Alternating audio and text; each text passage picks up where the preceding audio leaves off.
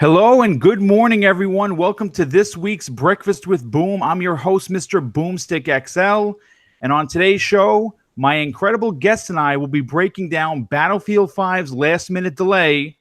Microsoft says no to VR, and I think it's a good thing. Onimusha HD gets officially announced by Capcom. And that 48 Cyberpunk 2077 demo was incredible. And the question that I'm going to have for the panel, as well as, of course, everyone that's watching live, is it a day one buy for you? And are we really going to be playing this on current hardware? Now let me introduce this incredible panel. First up, he's a man that is literally responsible for opening the door to this amazing world of podcasting for me personally. One of my very good friends, and he's the host of MNC Nights and Xbox Nation. Again, my very good friend, Mooch. Welcome back, dude. Thank you so much for coming and hanging out today. I totally appreciate the invite, and I also appreciate you giving me the executive rights to Xbox Nation. It's a crap show, but I'll take it. You know, yes. I am a Mooch. So if any of you others want to give me yours, I'll take that as well. But no, great to be on here. This is a great panel. I have gotten a chance to hang out with Fuzzy in the past, Primal once before, and I know Salty's on the way. And yeah, Boom, me and you got great history. You know, a lot of people have actually written me. Even the Lord, shout out to the Lord's Iron Lords podcast, who I was on last week. That was a great time. That was a great show. Aren't they a great It was fun, guys? Not just for podcasting. I've actually gamed with them. Like King is one of the funniest guys to sit down and game with. Yes. That I've experienced in gaming in years, to be honest with you. So shout out to King. But realistically, we were talking about, like, you know, because you were on there previously a couple weeks, either the week before, the week before me, yep. right? Yep, sure. And they said, Boom's such a great guy, and Mooch, outstanding, you know, fine, and giving him a shot to come up. Through the chains. And to be honest with you, Boom, I always say this. Bravo to you, buddy. You've taken the ball, you ran with it. Because a lot of people, Zaire did the same thing for me. Zaire opened the door for me. That's why I'm the one that started calling him the Zod father. Because Z opened, right? Z gave so many people chances. But Z said to me when I went on there, same thing I said to you. I just kind of regurgitated it right back out as I said. He said to me, listen, Mooch, I'm going to give you a shot, but then it's on you. You know what I mean? You have to be able to speak. You have to capture the audience, and you've got to speak. So I said, listen, put the spotlight on me, give me the chance. You did the same thing, and you've succeeded. So, Boom, thanks for having me on, and I'm really looking forward to today's subjects. Oh, thanks so much. I definitely appreciate it. You know, you coming and hanging out because, like I said, we do have a fantastic history, and you know, when you extend your hand in a way that no one else did, and this is the reason why I am doing what I'm doing. So, thank you for that. Following him, a gamer who has taken the podcast scene by storm, appearing as a regular panel member for the Game Dosage podcast, and she's making her 5th appearance on the Breakfast with Boom show. My very good friend, Primal Eve. Welcome, Primal. Hi, good morning to you, the panel, and everyone here. Yeah, I am getting kind of passed around, but I don't mind. I love being on your show because, like, every morning I'm kind of like, it's my day, it's starting. But then, like, on Fridays, I'm like, ooh, I get something that I actually want to do. So thank you so much for having me. And I'm really excited to have this panel. I'm really, really excited. I'm almost nervous. But oh, you don't have to be. You're a professional. There's no doubt about that. You know, I think what myself and people on the panel, as well as people, of course, in the chat, really appreciate about you is that you're very honest. You know, you're not just a chick that games. You're knowledgeable, and you actually really enjoy just hanging out and playing games. And you know, it's, you know, in an era where it's, you know, a lot of the gamer girls per se, especially on YouTube or on Mixer, you know, they come on there and they just flash cleavage just for clicks. Exactly. I'm not gonna lie, like, I'm not that bad looking. So if I did do that, I probably would have. No, we've seen, and listen, there's nothing. But no, I agree. Yeah. Yeah. Well, listen, again, we're very happy to have you. Like I said, you're a fan favorite of the, you know, with the community, and that's awesome. And you're always yourself, and that's really cool to be. The next person up, who I have had great interactions with. He is a huge supporter of all the biggest shows, and he's definitely one of the community's absolute finest. Fuzzy Belvedere, dude, welcome to the show. I'm real happy that we finally got you on. Like I said, you're always in the chat. You're always interacting with other members of the community, and you know what? You are a true gaming enthusiast. Welcome.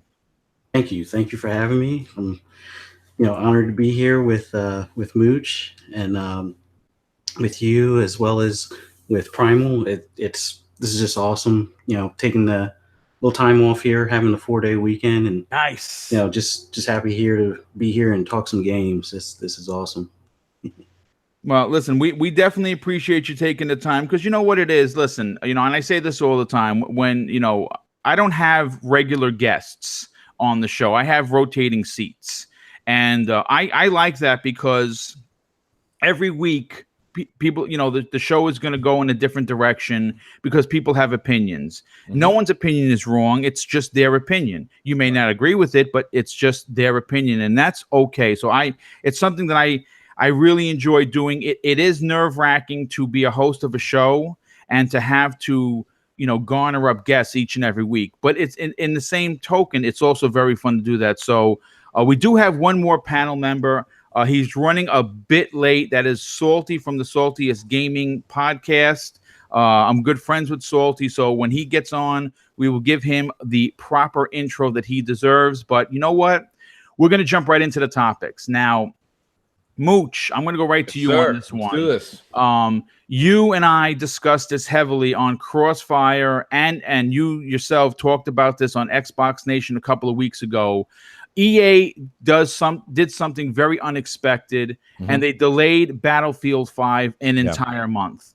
This actually might be the best thing they could have done, but there are rumors that there have been big development issues, and I'm laughing because you sent a GIF last night that while I was watching a movie with my wife, I busted out laughing, where it was literally a giant van running on fire coming down the road, and you said, this is Battlefield 5. So I want to go to you on this. Listen, we've heard that that this game has had a tremendous amount of development issues. Right.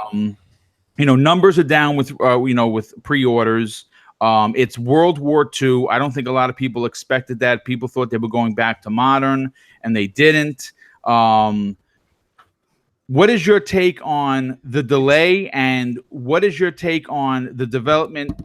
Is this delay a part of what we've heard about the development hell this game is in? Well, listen, here's the deal. Okay, Battlefield, the entire existence of Battlefield has always been the Jane Brady. Okay, she's always been the Jane Brady. It's never going to be Marsha.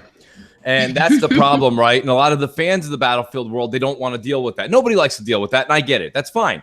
But realistically, Battlefield was already facing an uphill challenge. Then you did, and let's use your news report, because I really liked your analogy best, is how you said it was, kind of suffocated between what is Red Dead Redemption 2 and also Call of Duty Black Ops 4.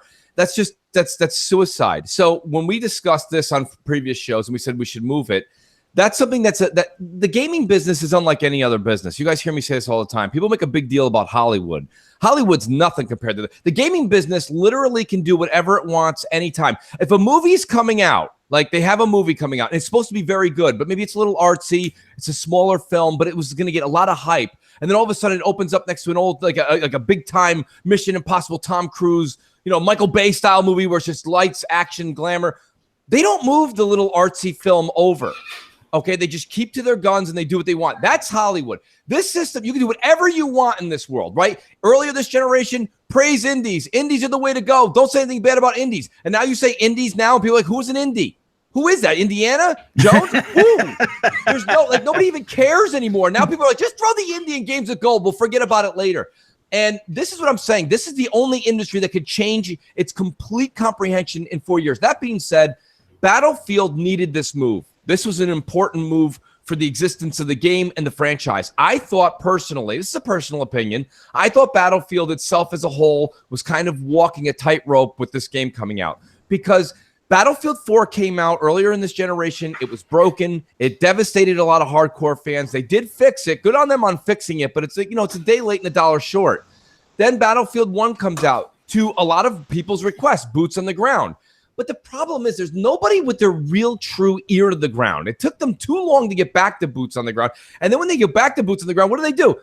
Call of Duty at least has the consensus to say, okay, we did World War II. Let's move back to something that's like kind of modern with a small dash of video games and jumping around and dashing and pounding your fist on the ground, and all of a sudden things rattle. That's okay. It's video games. You can't say that sucks and enjoy video games. So this is really just feels like a continuation of Battlefield 1 and Battlefield 5.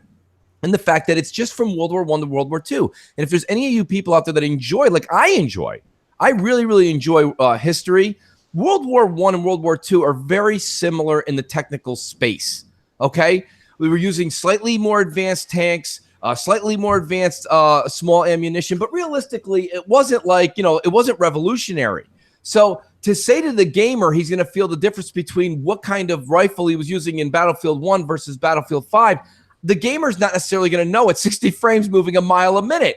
So realistically, I think the consumer feels like, I don't know if really during this time frame where I'm putting 60 out for Red Dead, I'm putting 60 out for Call of Duty, I'm putting 60 out for Spider-Man, Forza Horizon 4, do I really need to pay DICE and EA $60 for what feels like a $10 DLC? That's the thing. And when I say $10 DLC, it doesn't mean that they didn't put their time in. The maps are probably gorgeous. The game looks gorgeous. That's never been Battlefield's problem. Right. Battlefield's problem is getting butts in the seats.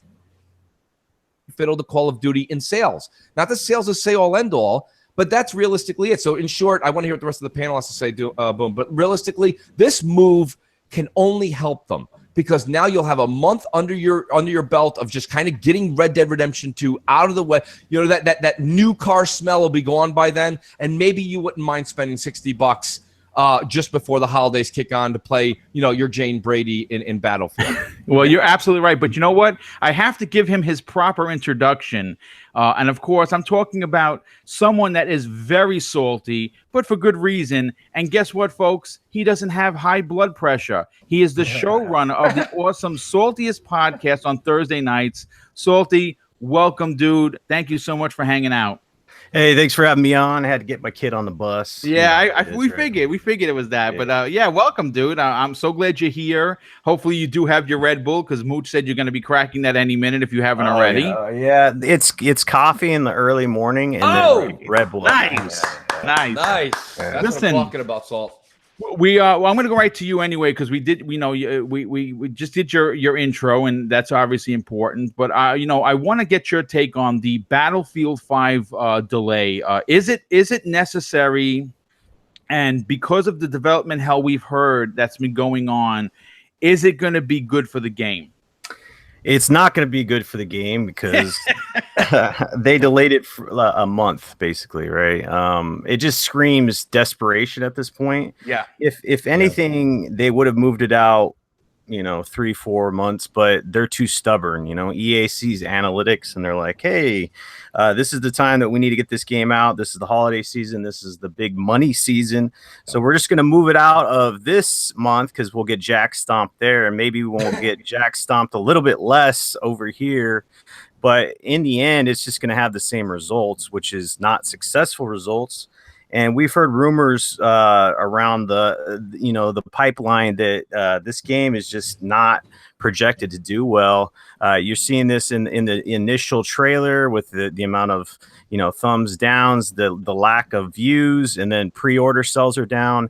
EA is expecting it to tank kind of like Titanfall 2 did, and then they even have a plan for it to do bad, which is even worse. And they have a battle royale mode, and they have a plan to make that free to play if this game tanks. So everything is pointing that this game is going to do horrible, and you can blame that all on EA because it was poor planning. They had World War I, and then you go to World War II. It's kind of like Assassin's Creed. You go from Origins to Odyssey. Mm-hmm. You're in a different part of the world. You make the game a little bit different, but in the end, it looks the same. That when the consumer sees the same product essentially, and it's not that much time in between, and they have all these other choices to choose from, what's going to tell that consumer, hey, you need to buy this product or you need to spend your money when there's 1,000 other games to choose from? So I fully expect this game to not do well. And I think that battle royale mode will be their focus going forward. So they'll probably just push this to the side and be like, hey, don't worry about that game.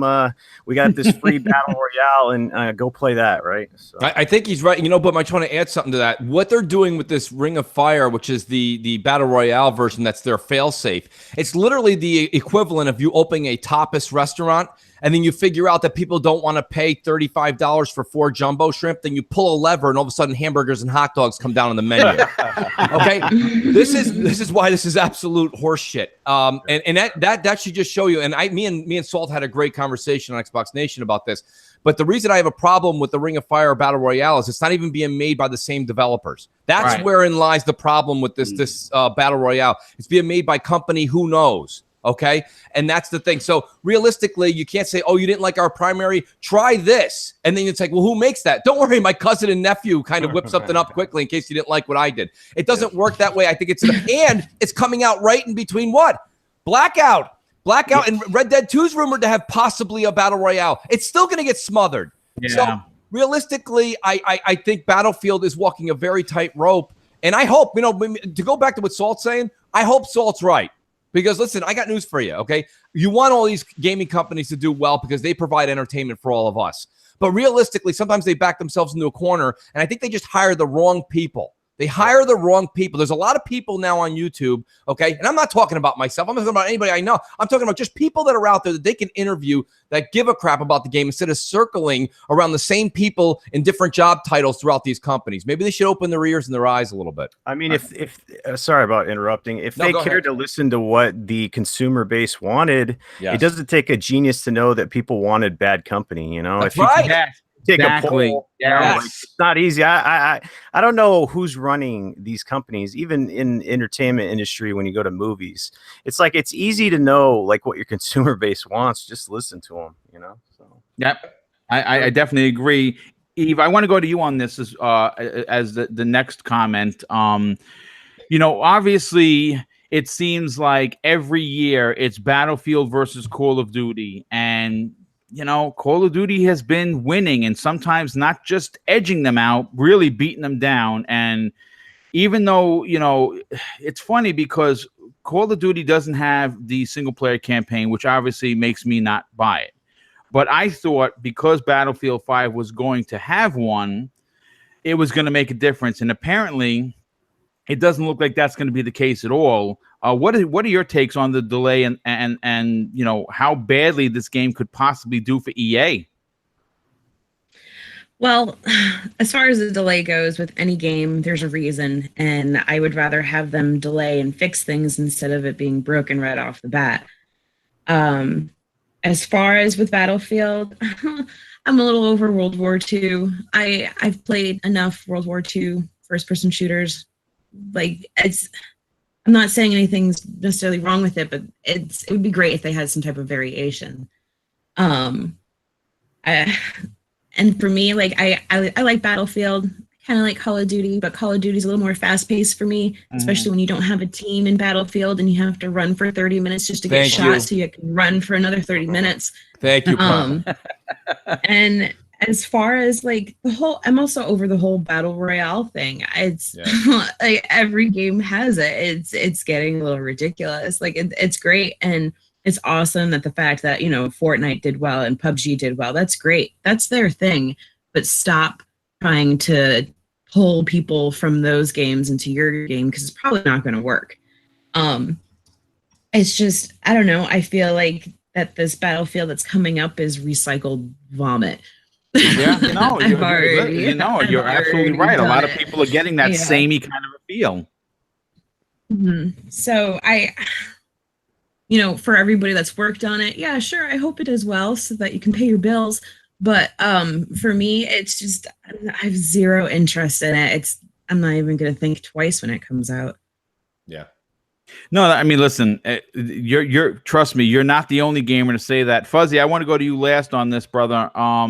Battlefield 5, I think kind of literally limped out of the reveal a couple of months ago, and I thought the reveal was terrible. And a lot of people walked away from it with question marks. People with robotic arms in World War II.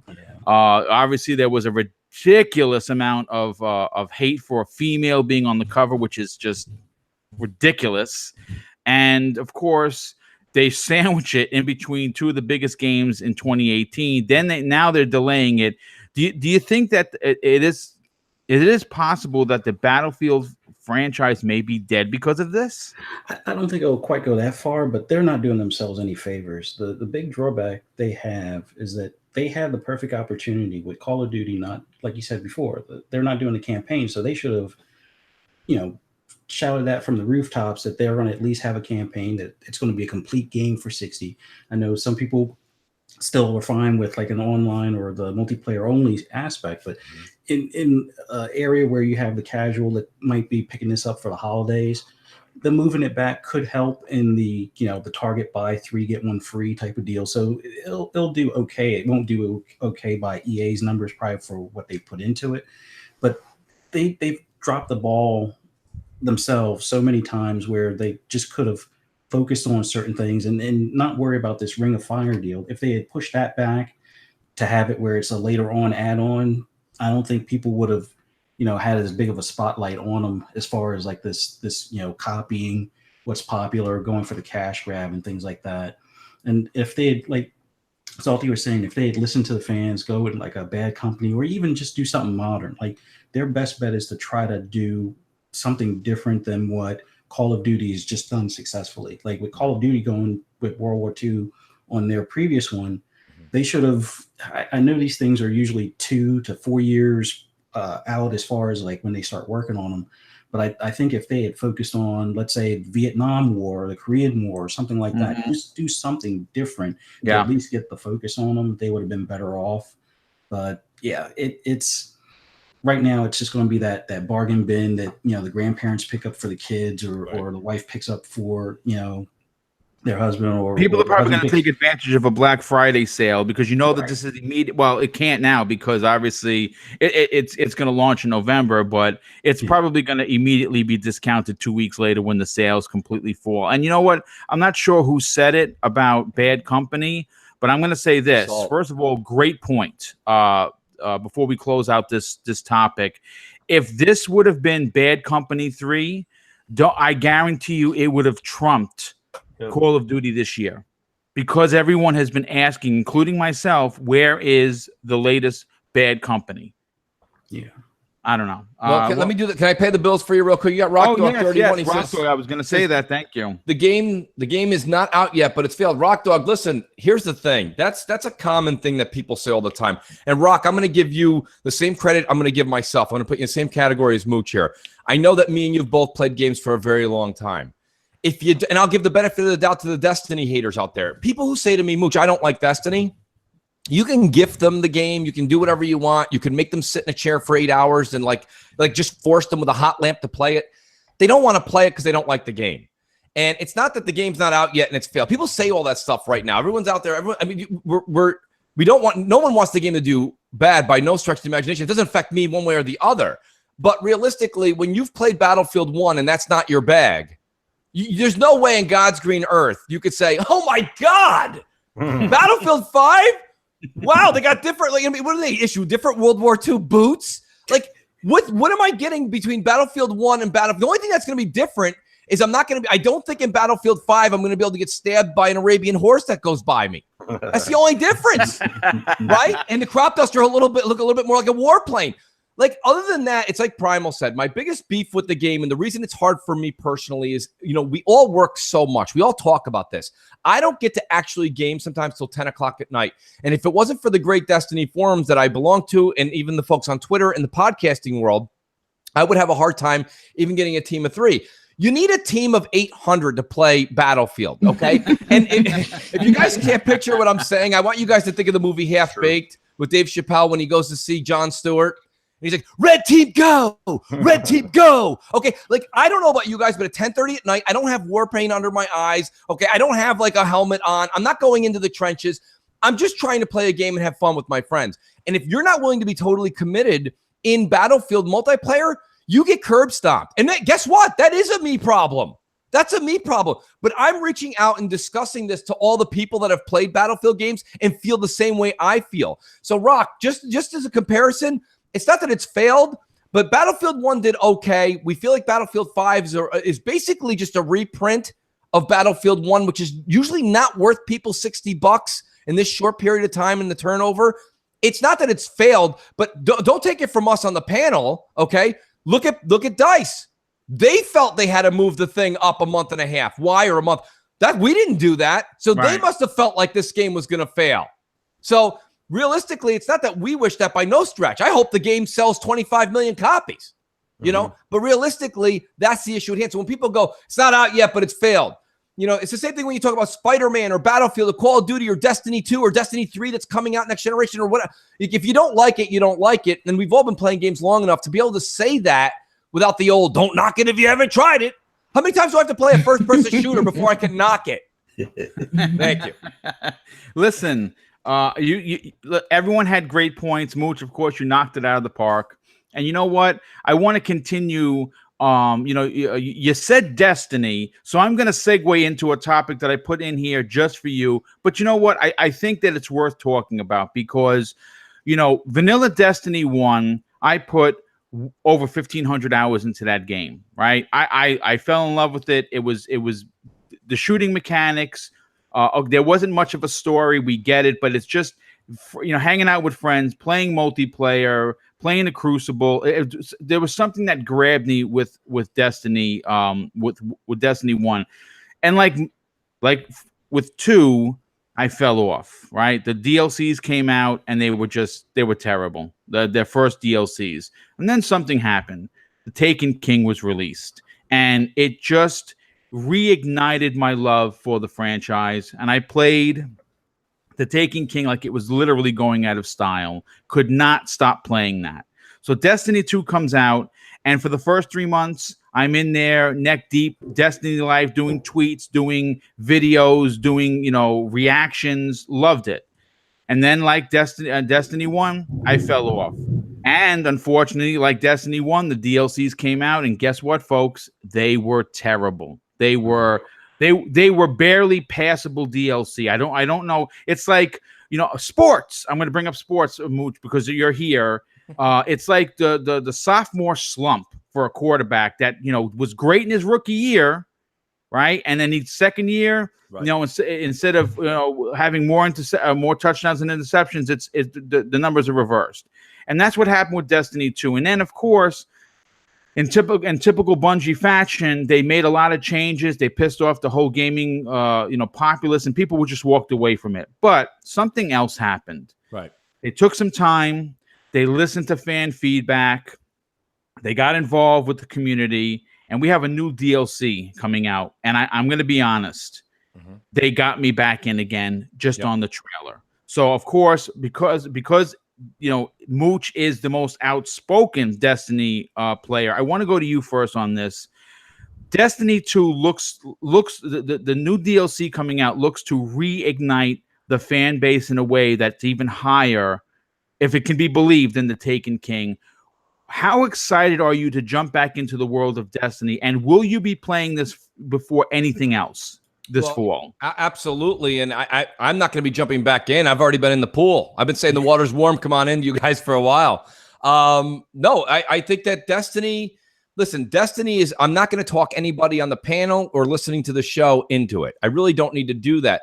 There's me and Salt also had a really good conversation about this on Wednesday night. It's for me, it's the community. It truly is. And you know what, Boom? The fact that you said you left and you're coming back, guess what? That's the part that I love about it so much. Yes. I don't mind if anybody left the game and came back to it, because to be honest with you, that's what I'm trying to get at. This is the only game. Think about it, guys. Far Cry 5, okay? I don't care. I mean, Gears is a little bit of a unique situation because a lot of people go back for Gears multiplayer, which I do too. That's a lot of fun. But leaving the first party, from the platformers aside, a lot of these games that we've had that come out that are these massive games, people play them. They play them for 3 weeks, 4 weeks, maybe 6 weeks, and then they're gone. They're just gone. And realistically, I understand Division's got a lot of people that are back there again, but the Division doesn't have the hype, and the community doesn't defend the game the way the Destiny community does. there's something about this game that keeps people coming back. And it's not just the DLC, because if it was just the DLC, people would have come back for the Trials, or was it Osiris DLC, and then the Warmind DLC. They didn't all come back for those. But there's something about the game mechanics, the play mechanics, the shooting feels good. It feels it's the best shooting gaming. There's no other way to say it. It really is. And that's it, Boom. And I call this weekend is Mooch's Bungie weekend. I'm going to be going between Master Chief Collection and Destiny all weekend long, and I'm going to enjoy it thoroughly. It's just those are the types of games that you go back to that are just so rewarding to play because it feels so good. But getting back to it, like shout out to Luca, shout out to King, shout out to Iron Lord, shout out to Xbot. Okay, all these guys that like I get to hang out with and play certain games with, but we all keep coming back, even all day. All day will show up and we'll play Destiny. And we get a chance to, the people that say that the familiarity of the game and that it's repetitive, I get it. Trust me, I don't like repetitive in a lot of things. But this game does change things in the fact that now the guns are going to have different roll drops. Okay, the drops are going to have different rolls, power rolls, and it makes you want to do it to get things that are different than what you already currently own. One of the biggest complaints of Destiny 2 was exactly what you're talking about. Getting the same, getting the same weapon drop. Literally, that was the problem. Yes, I agree. So that for me, that's exciting because you just said it. That's going to make you want to continue to grind because you might just get that weapon that you already. Some boom, because like, there's going to be some people in the chat that are like, well, not me, and that's fine. But I mean, realistically, that's what keeps me going. And let's be honest, I got to give a shout out to Luca. Everyone knows Luca's female mooch. Luca says, right? So she's like, I'm not even playing Destiny with you unless you look good. You know what I mean? You got to look good in your outfit, whether you're a Titan, a Hunter, or a Warlock. So Luca alone makes it so that I keep trying to get the best garment I can possibly find. Okay, no, but I mean, realistically, I'm being funny, but realistically, that's what keeps people going back. It's the God rolls that are going to start dropping, starting with this DLC, and it's also, yes, it is the appearance of your character that it's part of that lore, it's part of that grind. So I want to hear what the panel has to say, but I've always said that that's what's great. I'm glad I stuck it out through, and I welcome everybody that left for 6 months, 7 months. Come back in, trust me, you're not going to be disappointed, and the community's there just like you thought it was when you first played it. Yes. Well, Salty, I want to go to you next on this, dude. Listen, Mooch had a lot to say about Destiny 2. The Forsaken DLC looks amazing. I'm buying it day one. I'm excited. I cannot wait to start playing again. I jump in, I jump out. What is your take on Destiny 2? Are you willing to come back? There's a strange thing with Destiny because it's like the perfect game for my style of gaming. I love shooting. I like shooters. I love looters. Everything about Destiny just is my game. And that's the problem because Destiny 1, there was not much out there and I was only playing Destiny. Yep. And I had, whatever amount, 2,000 hours or something like that. And I just was that was the only game I was playing, and I wasn't playing anything else. And I like playing other games, and for the most part, when I talk to people that play Destiny or are devoted to Destiny, they don't play much other games. And it's weird because you got to devote a lot of time to that game. If you want to up your light level, it's an investment, right? And with like jobs and family and everything else, like if you have only a certain amount of time to game, if you need to do all that stuff in Destiny, you're not playing much else, and that's just a fact, so this game looks good. I'm not gonna lie, the Forsaken DLC looks amazing. I love the new PvP mode / PvE mode where you can invade the other side and do that. That's cool. It kind of reminds me of the Halo game mode that they came out with, and it's just a different spin on it, which is nice. I love the bow and arrow thing because in Warframe you have bows and arrows, and I love those. I love bow and arrows in all, like in games. It just feels good to use those. The story looks interesting. You have a main character that people love. He died. He got murdered. Dude. I mean, I'm actually surprised that they let us know that right out of the gate. Yeah. So all of the signs point towards a resurgence for this game, but I almost have to like pull myself out of excitement and almost not even buy the game because I want to play everything else, honestly. Like I do game reviews on my channel now, and I do all this other stuff. And like, since I've been out of the Destiny sphere or whatever, like being devoted to one game, I just see how much better it is to play other games, if that makes sense for me personally. You know, I get to play this and that. Like on a night, I could play, you know, 3 or 4 games if I feel like it, instead of just playing one. I'm not saying that it's a bad thing for those people that do that, because hell, it's less expensive if you get into it, right?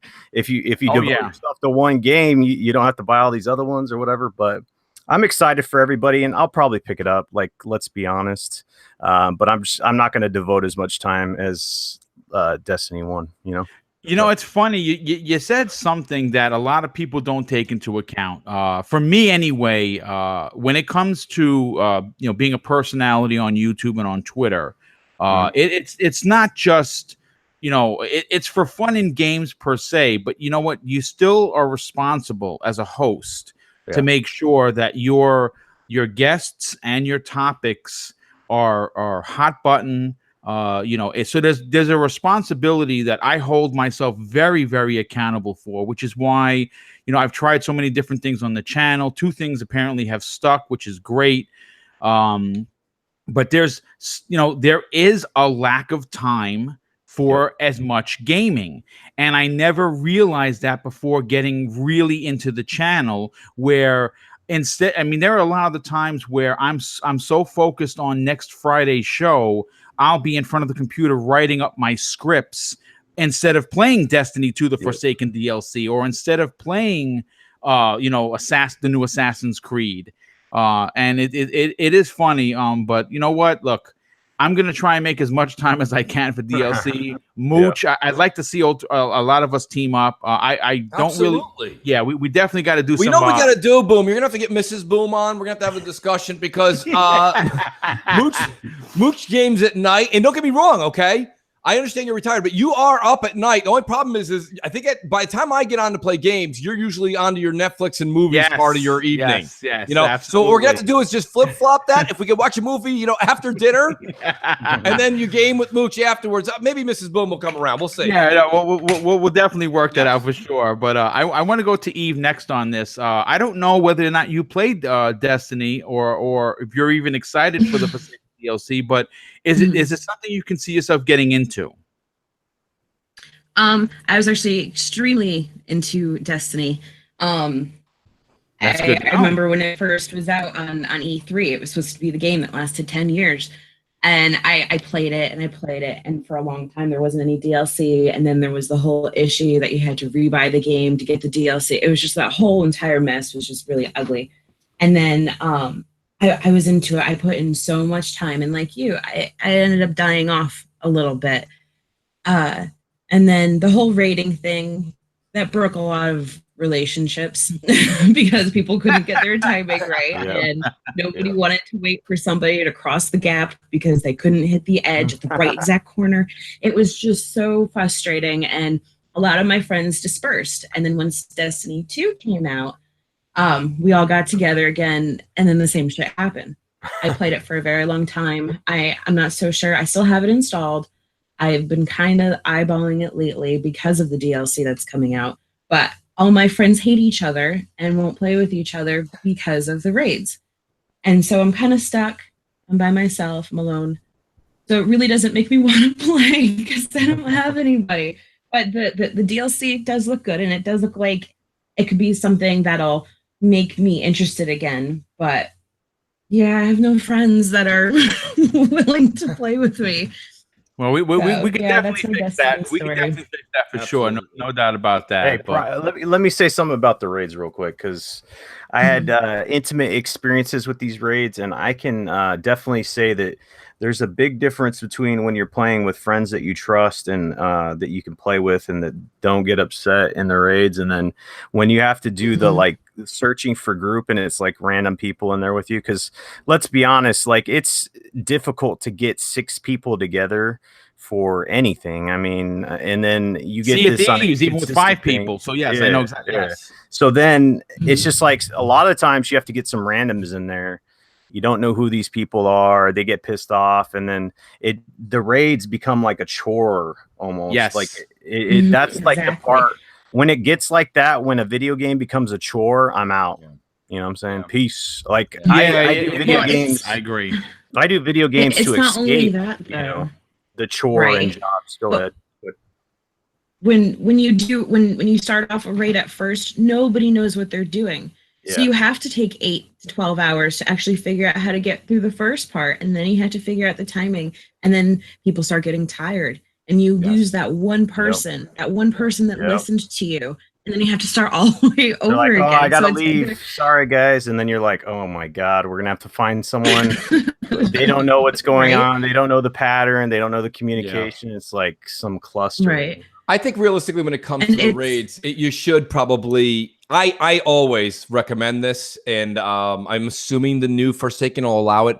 I wait. Like, I know that they've actually purposefully said that it won't come out for 2 or 3 weeks after Forsaken, and they're saying it because the light level is going to be going up quite a bit, or power level in this instance. But like my point is, I wait a month or two because I like to think I'm a quick learner. I got through the raid fairly quickly this time. Salt is right at this point right now. Like, I have to do the raid this weekend, and I will say it does feel, as Salt said, quote unquote, a chore, because I needed to finish off my legendary solstice equipment, right?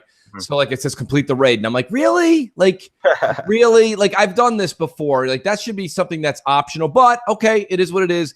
At that point, you run through it with a bunch of guys that have done it 4,000 times. It's really just it's probably about an hour of your life you'll never get back. But Primal's right. I've been there in the first week where we tried to do the raid. That's like, if you just want to sit there and have fun with your friends and try to figure out a puzzle, you have to look at it that way. If you're looking at an accomplishment, you're going to leave extremely disappointed.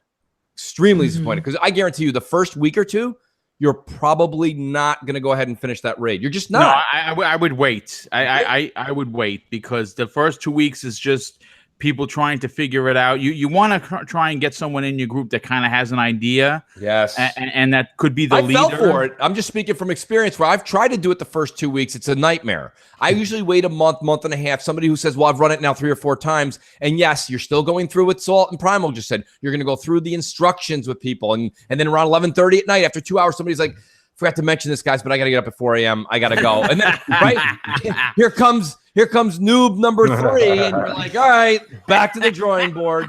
So it happens. It definitely happens. But but here's the thing. Let me put a positive spin on it. That's Destiny. And you might go, wait a minute. That's your positive spin? Yes. Because just like if you've ever been in a fraternity, a club, let's say book club. Okay, let's go as boring and as low as a book club. If you just show up to a book club that's been talking about a certain book and you haven't read it yet, you feel like you need to go home and read the book so next week you can actually participate. So that's what I like about this. And I think that's something where everybody was so excited about Sea of Thieves.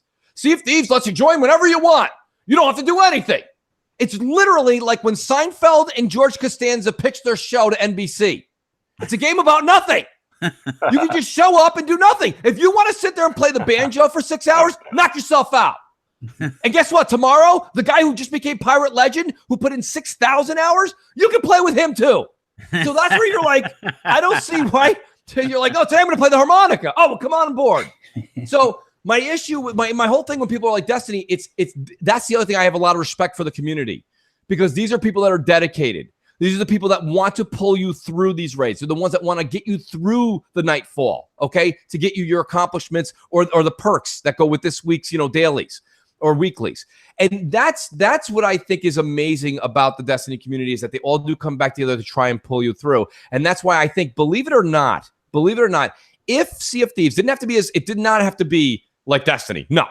But if they just gave you something besides a different sail or a different hat or a different pirates patch, and said, if you do these few things, just a few things, like easy, 3-4 things a month, then you can play with the guys that are the Pirate Legends or something. Like, you have to give somebody a reason. It's like, it's just like the NBC show. I don't know how many of you guys are Seinfeld fans. Like, so what happens in the show? And they're like, nothing.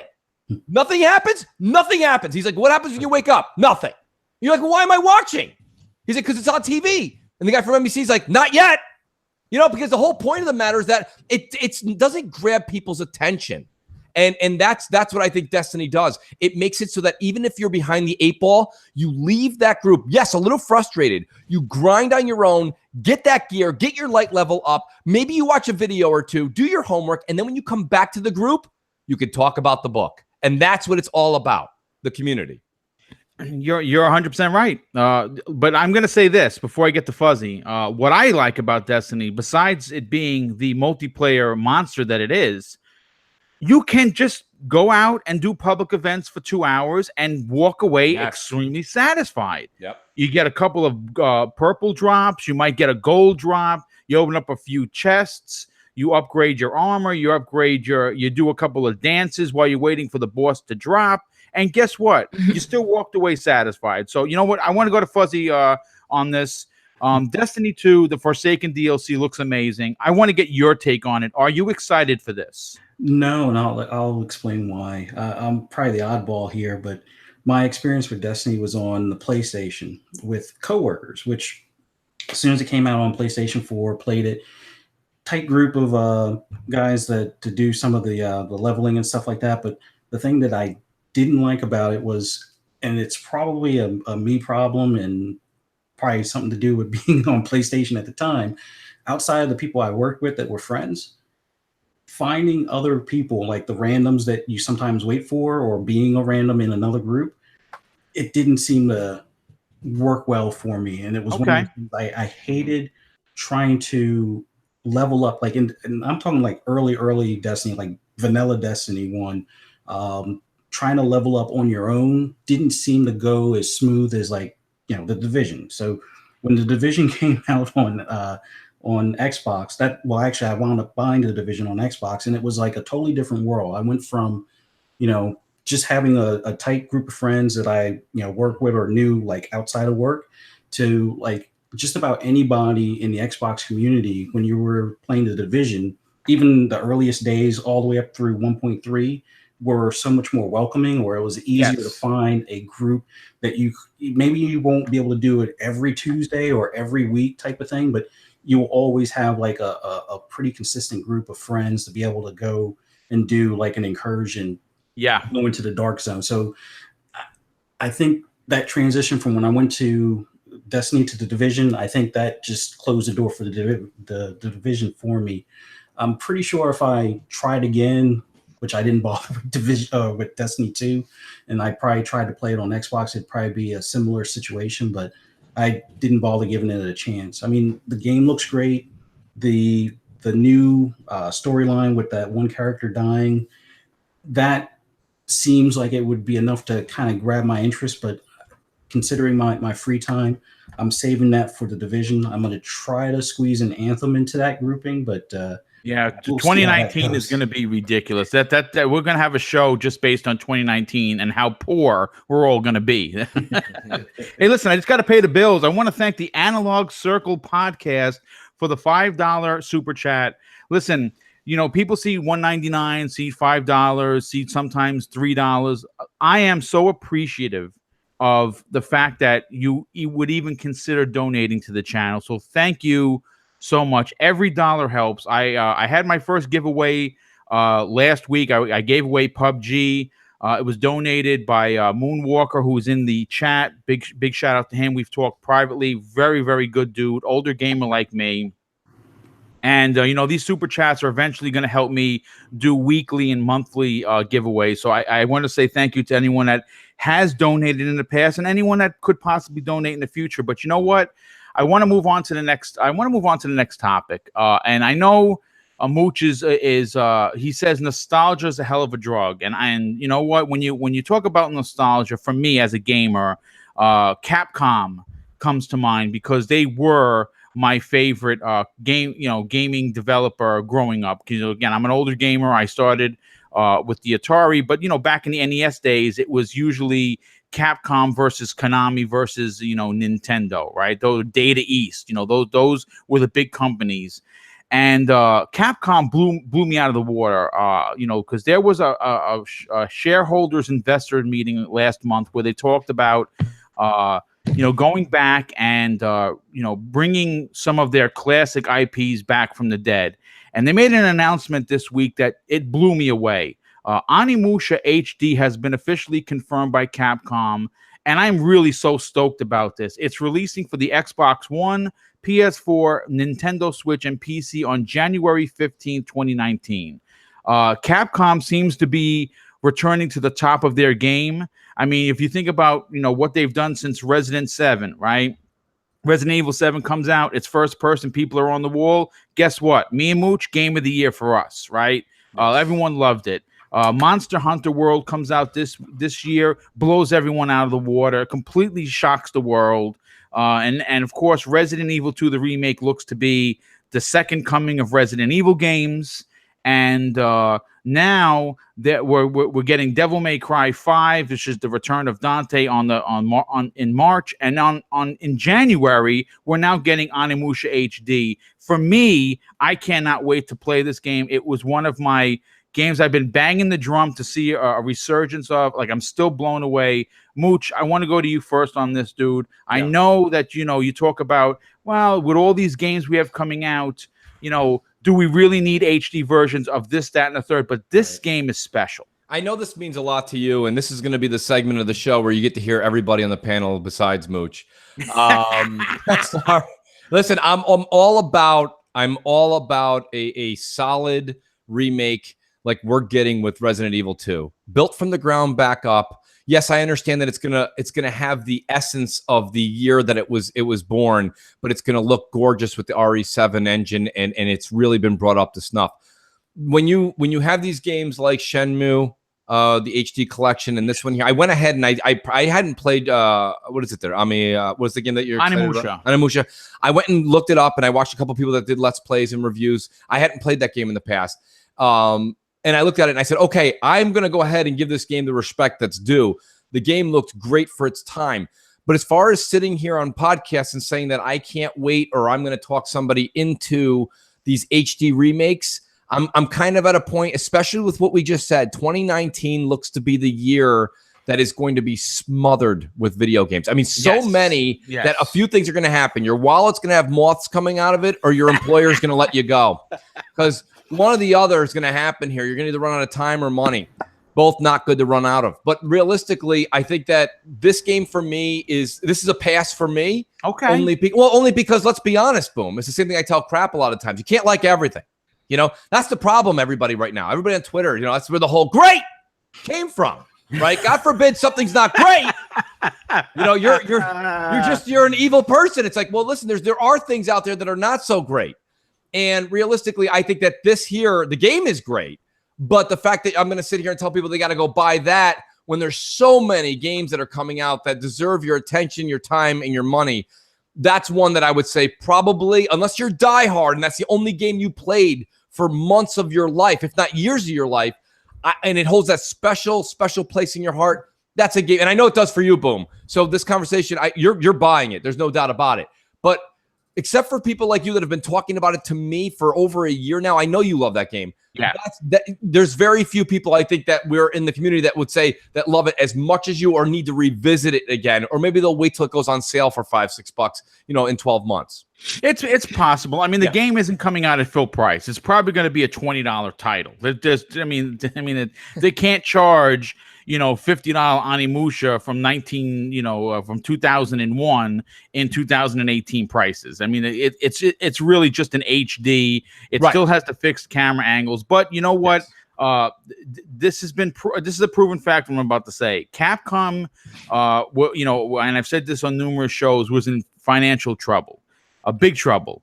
And they released a bunch of HD Resident Evil games. You and Crap always go back and forth about, hey, $20 for everything. Why didn't you buy it? Right? You missed the sale. Right. But they used the funds, and this is proven fact. They used the funds from the HD remakes to fund the Resident Evil 2 remake we're getting. And based on different things that I've read on the 4chan forums, which I'm a big fan of, apparently that's going to be the case for Onimusha as well. They're going to release the HD version.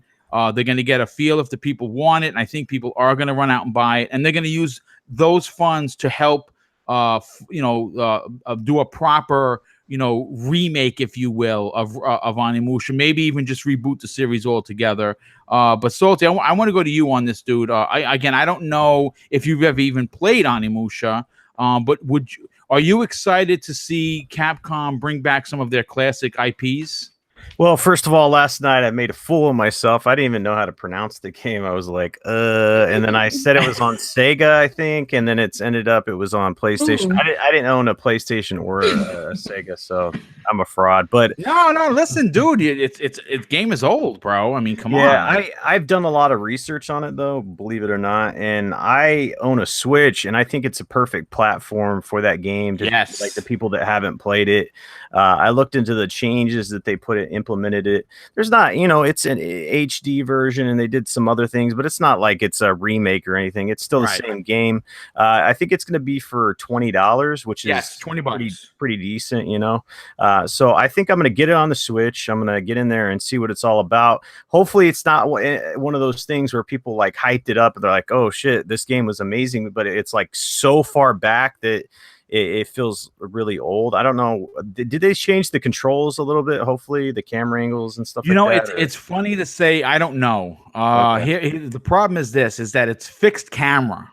So I don't know if they're going to give you an option. I bet it's not. It's probably not. And that's not to bash it by no stretch, but like even shout out to AJ Felton, who's a big fan of Crossfire. He writes me all the time.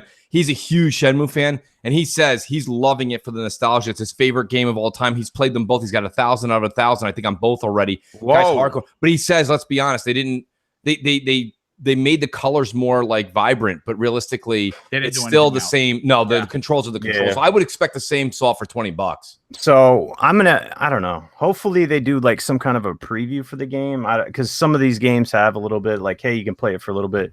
If not, I'll probably wait for some of the reviews to come out and see what people were saying, because when I hear so many good things about games I never got to experience, I want to go back and try them out. Good point. And especially on the go like that. I like hack and slash games.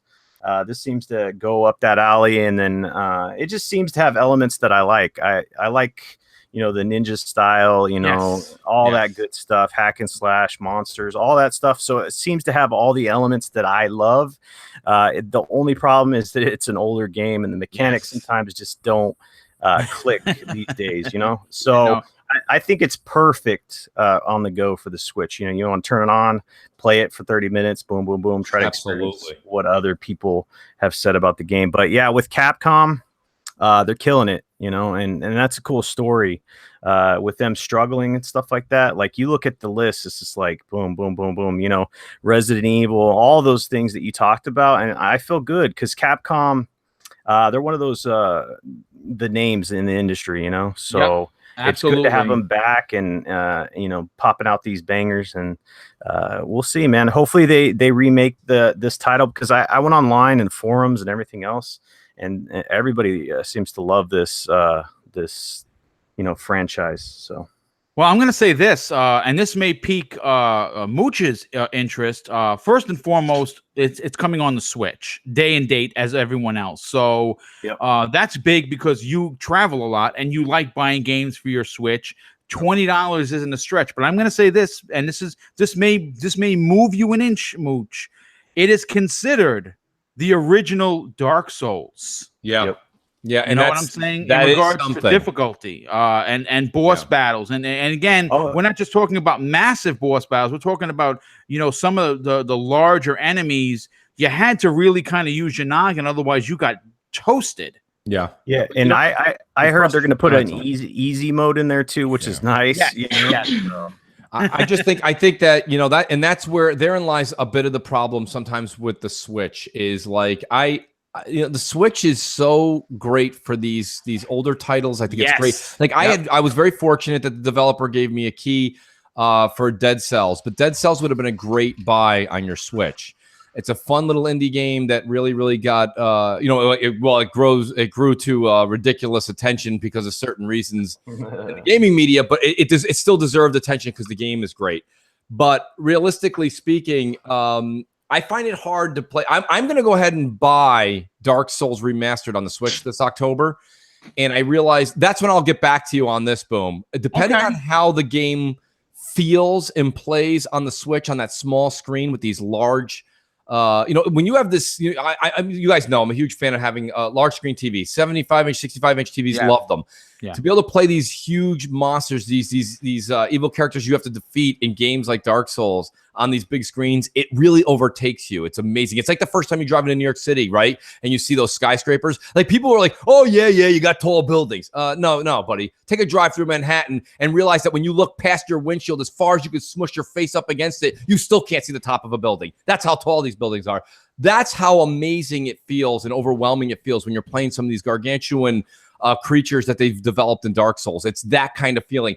And I don't know if that's going to be able to grab the essence of that feel on that small screen. That's a me problem. But I do think that when I get the feel for how Dark Souls feels on the Switch, then I'll know a little bit more if I'm ready to dive into a game like this. And that's also going to have the play mechanics aren't going to be that great too. Remember that, Boom. So sometimes that's a little hard when you're dealing with those little tic-tac buttons on the Switch too on the go.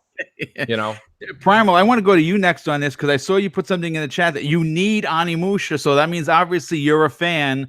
Were you not only taken aback but excited when you saw this? Yeah, absolutely. When I saw it through you actually on Twitter, I just dropped everything. My mouth was open, which and I'm just like, I was like, because I remember earlier in a podcast when we were talking about Capcom doing remakes, and Onimusha was one of the ones that I needed to have. I'm a huge fan. I've played them all on the PlayStation 2. I'm a huge fan of the whole entire Japanese lore during the Sengoku period with Nobunaga, and it got me to do even more hack and slash games like Samurai Warriors. I'm so into it that I have to have it because there isn't anything else like it right now.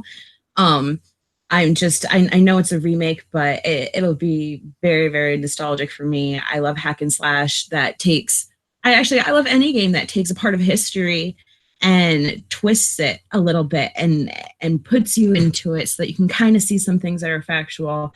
Obviously, they didn't fight huge giant statues and shit like that, but still, it's really, really cool. It kind of reminds me of one of the RPGs on the PS2, Shadow Hearts. Yes. I don't know, not too many people know about. You do? You know about Shadow Hearts? Yes. I bought everything back in the day. It would take. Yeah, I was like all PS2. I pretty much had every single game. It didn't. Well, it helped that I worked at GameStop, but I love the fact that they took in Shadow Hearts 2, they took a twist on Rasputin, and they took a twist on the actual real life Geppetto. I love it when history becomes part of the game, because not only do you kind of learn a little bit, but you have fun and you become part of that. It's all about the experience. So having Onimusha come back and me being able to get back into the Japanese warring period is friggin' awesome. I'm so excited for it. Yeah, and at $20, they're not robbing the fan. They're $20 in New York, you can go get a slice of pizza and a Coke, and that run you to almost $20. You know what I'm saying? With no toppings. Yeah, with no toppings, and garlic is an extra nickel. You know, if you want to put the garlic on there. So I mean, I don't know. I mean, look, it's an exciting time for gaming, but more so if you're a Capcom fan, which I'm a huge fan of. Fuzzy, I want to go to you last on this, brother. Is this a game that you would be interested in playing if you haven't already played it? And does the $20 price point be considered an almost must-buy title? At $20, it's definitely something I'll probably look to pick up. I feel kind of left out because I missed out on the whole PS2 era. Like I went PS1, then I went PC, and then left PC to go to PS3. But looking at a lot of like the videos and things like that of the game and the different ones that they've had through the PS2 era, it looked like an awesome game, and it's the type of game that I like. Although I have to be kind of in the mood for it because I'm looking for the Shadows Die Twice, and that looks fantastic. What's the other one that the PlayStation has? The Nihon. No, the new one. The newer one. Something like Tsunami or something. I can't remember what the heck it is. You know what? I'm drawing a blank. Holy moly! But I'll find it in a sec. No, but it looks like an awesome game. And to have it in like an HD remaster, $20. That's one of those. They'll more than likely either be I pick it up or the boys will say that they want it, and I'll wind up picking it up anyway. Yeah. So, So I'm sorry to interrupt you, dude. Shout out to HR Bomber, Ghost of Tsushima. That's what you were talking about. Yes. So those games I always love. Like I almost wish somebody would bring back Bushido Blade, but that was a whole different story where you can hit limbs and they kind of have to take that damage and then they can only move with so much. But yeah, it definitely looks like a game to pick up. Glad to see Capcom making a little bit of a comeback. Although I really want them to release a complete edition of Street Fighter on Xbox. I mean, you know what? It's funny you say that because I'm gonna say what I've also read, and this is gonna be a topic for when another show. But I just want to. You said Street Fighter. I'm gonna say this: Street Fighter V on the PlayStation 4 was the worst selling Street Fighter in the history of the company's existence. For a lot of reasons. One, it released completely broken. Even with all of the updates, it's still not selling. You could probably pick it up in a bargain bin for $10. That's a disgrace. Because the game looks gorgeous, plays well, character models are just to die for. But I'm going to say this: Capcom will never, because now you got to remember now, they did this deal with Sony because no one would have gotten the Street Fighter V because of the desperation regarding money that they were in. They are now making money hand over fist. I'm going to say this: when Street Fighter 6 is announced, and it's eventually going to be announced, it is going to be a multi-plat game, because the Sony the Sony fans who carry around a scroll in their back pocket with lists, the toxic people that go out and ruin this community, that pull out a scroll and say, we have these games and you suck and you don't. They didn't go out and buy this game.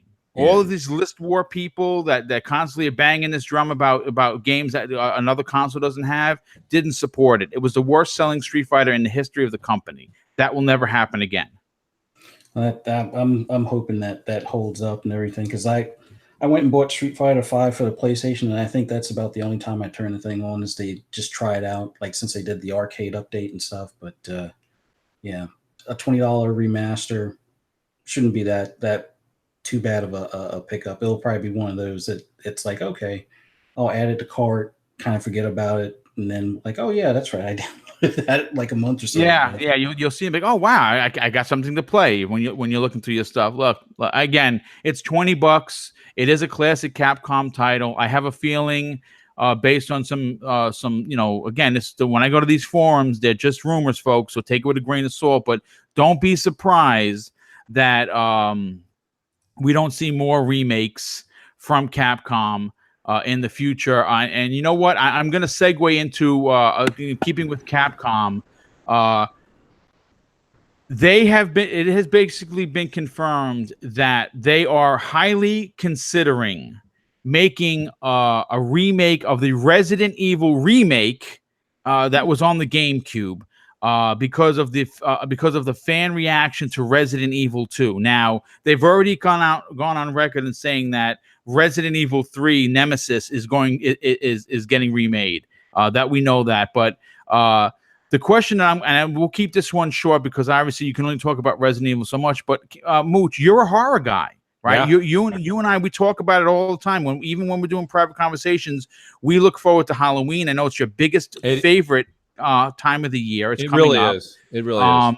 And Resident Evil is, of course, one of the most notorious horror games, right up there with Silent Hill. It literally is a staple in the gaming universe as one of the. I find it hard. Isn't it hard to believe, Boom? I mean, you being such big fans of Resident, it's hard for me to sit there and hear people say that they don't like Resident Evil games. I'm blown away. Wow, especially because when those games came out, okay, on the original systems, that was the game that was in lights. That was the game that we played. Even if you weren't a zombie or a horror fan or anything like that, it was just the game to play. So to see that they're still, and here we are, okay, where I believe, was it 2016 when 2016 or 2017, I believe it was 2017, possibly, when Resident Evil 7 came out. Yeah, Resident Evil 7, yes. Just an absolutely phenomenal game, and start to finish. It's got the jump scares, it's got the inventory management that's so notorious with Resident Evil, it's got the character build up where you actually give a shit to find out what's going on, and then they still tied it in to the whole thing that goes back to the first episode with Umbrella.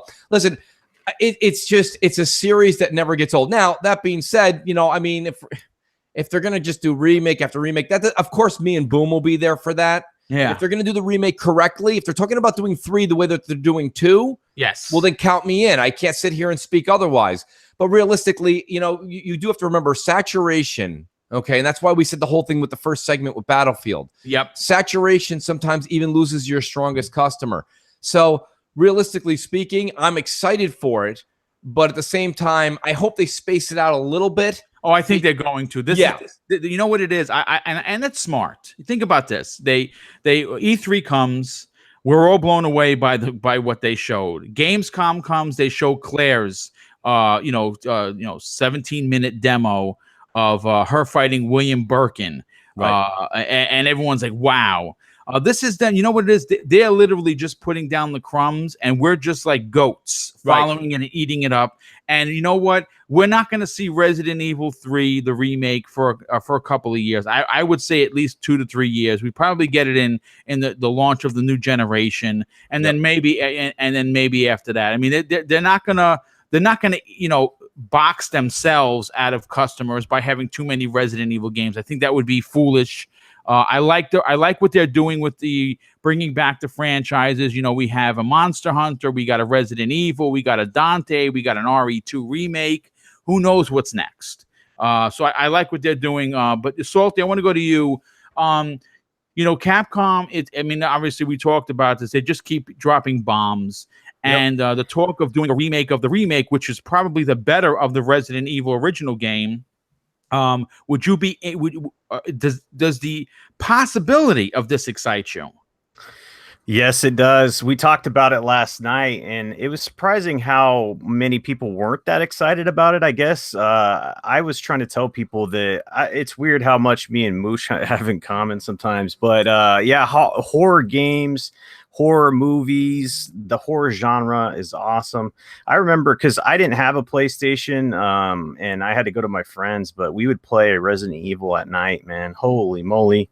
That was the days, right? The lights are off. It's late at night. You're playing it. You get scared. You're a kid and you're just like, you can't sleep. So you're staying up all night. Those are the times, man. The days where you used to have sleepovers with your friends and play video games all night, and then playing Resident Evil 7, not Resident Evil 7. Resident Evil 7 is amazing, by the way. But Resident Evil, it's the epitome of what a game should be. Yes. And that first game, man, I love it. I still love it. Me too. Yeah, it's classic. I don't know how to explain it, but so that when I think of a horror game, Resident Evil, the original, comes up, and it's just, and then when I think of my favorite at this point is Resident Evil 7. It's weird. So that franchise is beautiful, and I would be super pumped if they did this, and I think it would be amazing. Capcom is slowly, inching its way up there to being one of the top, developers for me. So. Yeah, listen, even if they release 2 games a year, what they're releasing are enough to garner, income for that company throughout the entire year. That's saying something. Yeah, it's weird because you know how they made the Resident Evil movies and they're kind of terrible. It's unfortunate. I wish they could make the Resident Evil movies as good as the games, right? Well, I got news for you, dude. You're really gonna like this. They are rebooting the series, and it's being done by a very, very famous director, and it's going to be based on the franchise that we all know and love, not the stupid nonsense one that we got 18 movies of. Yeah, that's really good to hear because it's such a good franchise with that lore in it, and it's like, why did you guys go away from what makes this game beautiful in the horror genre? You guys went to some weird aspects. Anyway, that's movies, but absolutely. Listen, you know what? Maybe we'll finally get the answer as to where's Barry in the remake. I want to go to, of course, the lovely Primal Eve on this. I know that you're not the biggest horror fan. I think you might have said that the last time. But would you be down for a Resident Evil 1 remake in the same vein as Resident Evil 2? I'm actually okay. The way that I'm going to put it is I play all horror games. I love all horror games. It's just Okay. that I can't handle them. So it's like, seriously, I have to have somebody in the party with me. I have to have my daughter, and she's 11, and she's making me feel like the world's biggest wuss. But I have played all the Resident Evils except for 7. That like terrifies me so much. But yeah, I think it's great about the remakes. I would love a Resident Evil 4 remake. I probably played that so many times on the PlayStation 2. Oh, I I put beat it on that the so Wii. I many put it on times, the ridiculous. GameCube probably like 100 times. In my backlog now on the one. But yeah, I love it. I think it's great. And I think they're doing a really great job of bringing back games that made gaming. Like it was said that when I think Salty said that like the first game that he thinks of when of a horror game is Resident Evil. I think back on the PlayStation 2, there was the Fatal Frame series, there was Silent Hill, there was Resident Evil. Where are these games again? So seeing Capcom kind of think, which is the developer actually thinks, and having them do the remake, I'm excited for it. I am looking forward to it, and I hope they continue with this and do more of what we love. No, absolutely. I'm hoping for that. Fuzzy, I want to go to you, my brother. Resident 2 looks ridiculous, and we've seen it on multiple shows. And obviously, a couple of months ago on that Friday the 13th, they had Capcom tweeted out a picture of the 7-foot cutout Nemesis standing at the top of the stairs, and basically they said that we have someone that you can't kill either, and Nemesis. And of course, everyone, the interwebs went bananas. And now we're hearing that they're toying around with the idea of getting a team to do Resident Evil 1 remake. Would you be down for that? And do you think that definitely. this could continue to happen with this franchise? They definitely need to revitalize or revive this series because Salty said it earlier, and I thought I was like one of the few people that thought this. I'm glad I'm not, but I always loved the games over the movie. And it was like the biggest argument in my household. My wife is like a diehard Resident Evil movie fan, and I'm like, you need to play the game or at least watch me play the game. She's like, oh, I can't stand it. I'm like, these games are not just like fun as far as jump scares, but it's that when you can feel like the hair on the back of your neck as you're rounding a corner, or just sounds, the ambient sounds in the background. That I want these games. Yes. Again, and they need to, take their time, make them right, put them or set them up so they look fantastic on this generation's consoles. And yeah, I'm definitely looking to pick these up. I think I have when Resident Evil 7 came out, they had like the group, the 6 thing. Yeah, I picked that up. I haven't touched it yet, but yeah, it's one of those collections that they can definitely bring back, and I'm pretty sure there'll be people lined up around the building to pick those copies up as well. Nice. Well, I agree with you, and the more for me and for Mooch and basically everybody on the panel, the more Resident Evil, the better. I want to move on to the next topic, and I know that everyone is going to have something to say about this, but more specifically, I think Mooch is really might go on a rant on this. Microsoft says no to VR, and me personally, I think it's a great move. And based on the sales of VR, the movement seems to have come and gone. And like Mooch says, it's a never was. I mean, I support PlayStation VR. I have it. I've enjoyed it, but I have not played it in months. It is something that I don't play very often. Mooch, I want to go to you on this. Microsoft has unfortunately seen its fair share of failings when it comes to peripherals. The Xbox 360 saw great success with the Kinect, right? It was one of their highest selling things. Then obviously we know 2013 comes, and it is Kinect 2.0 is a failure, and it's a stink that Microsoft could never wash away. Right. So when you start talking VR and you're talking about peripherals, the people at Redmond might be getting a little sweaty there. And for me, I think this is a really bold and smart move because I'd rather see them invest their money in talent and games and studios, and they're doing that. What is your take on them saying no to VR? Let third party handle that coming down the pipeline. There's really no reason for Microsoft to get involved at this point. I use the word fad. If you don't like fad, you can say whatever it is that you like. That means an era, an existence of a period of time. Okay, where the hype level peaked and it didn't last very long, and then it just kind of stays stagnant, or it just stays, at maybe a status quo. The point of the matter is you're looking at 3 million PSVRs. People are like, well, no, that's a lot. Well, listen, maybe for the bottom line, as far as Sony's investment, they got their money back. That's fine. Good for them. But realistically, I have PSVR and it just sits there. I haven't used it since January. Yep. And I'm not kidding. January, February, one or the other. Who cares? It was freezing cold out, and who cares? So realistically, I think when it comes down to it here is, when people say to me, well, Mooch, you got it all wrong. 3 million people, that's a large number of people out of the 85 million PS4s out there. Here's what I say to you. There's more than 3 million people that have an Xbox One Connect. Okay? That is the hardcore elite allegiance that you have through the Xbox community, and that's the hardcore elite that you have through the PlayStation community. Most people sit here every week on all these podcasts and they tell you how hard it is to justify 2 games they really want that are $60 a piece. Okay, they're definitely not going to go spend $400 or $300 on a peripheral that they're going to use once every 6 months. Yep. And the games are just okay. Okay, the games are just okay. They seem like demos. It is, but realistically speaking, it's an experience and not a game. There are a few games. There are more games out now. Okay, there are. And bravo to Sony for actually giving the customers that bought it games to play, but they're really not great. They're like different takes on Fruit Ninja. So like everybody's like, yo, Mooch, you're full of it. Okay, I was luging down the San Francisco streets with my headset on. Well, good for you. Okay, I don't want to do that when I get home. I don't feel like luging down the San Francisco streets or chopping up fruit. Okay, that's not what I want to do at night. Or making hot dogs, or right? Whatever. Or Office Simulator. That's called life.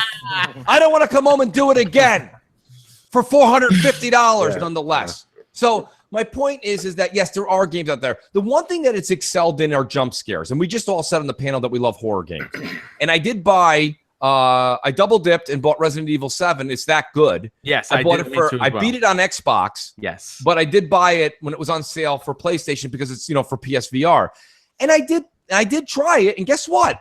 Absolutely, if you're in the mood to like scream to high heaven at 9:30, 10:30, 11:30, right? Yes, exactly. If somebody just taps you on the shoulder because you have an incoming phone call, you might knock that poor family member out. That's how scary it is having that damn thing on your head. Listen, I get it, but what I call it is an experience. That may be something where you go, oh my God, I went to Mooch's house. I tried the PSVR. He was right. It was really, really great. And then ask that person, hey, are you going to buy one? No. Flat out. No. Well, even if it's $200, because now it's been going on sale, boom, right? It doesn't come with all the bells and whistles, but they have a unit that's $200. They have one that's $300. That's fine. Listen, your financial means is a you problem, but realistically, I can't see ever endorsing something that's $200 or $300 at this point in time that has $30 to $60 titles, most of them being luging, chopping fruit up, or making coffee in an office. Okay? I don't know if that's what you like to do. That's fine. You know what? Maybe I'll get into it when they have Pizza Simulator. But until that comes out, all right, where I'm sitting there actually making a spinning a pie, which I'd rather do in real life. But my point being is this. It's just, for me, it's a never was. It's a me. That's a me thing. And I think a lot of you guys that are trying to argue with me and saying, no, Mooch, you're wrong. I think you're really, really, you just found a niche that you like. And I'm glad you did. But realistically, the masses aren't there. Mm-hmm.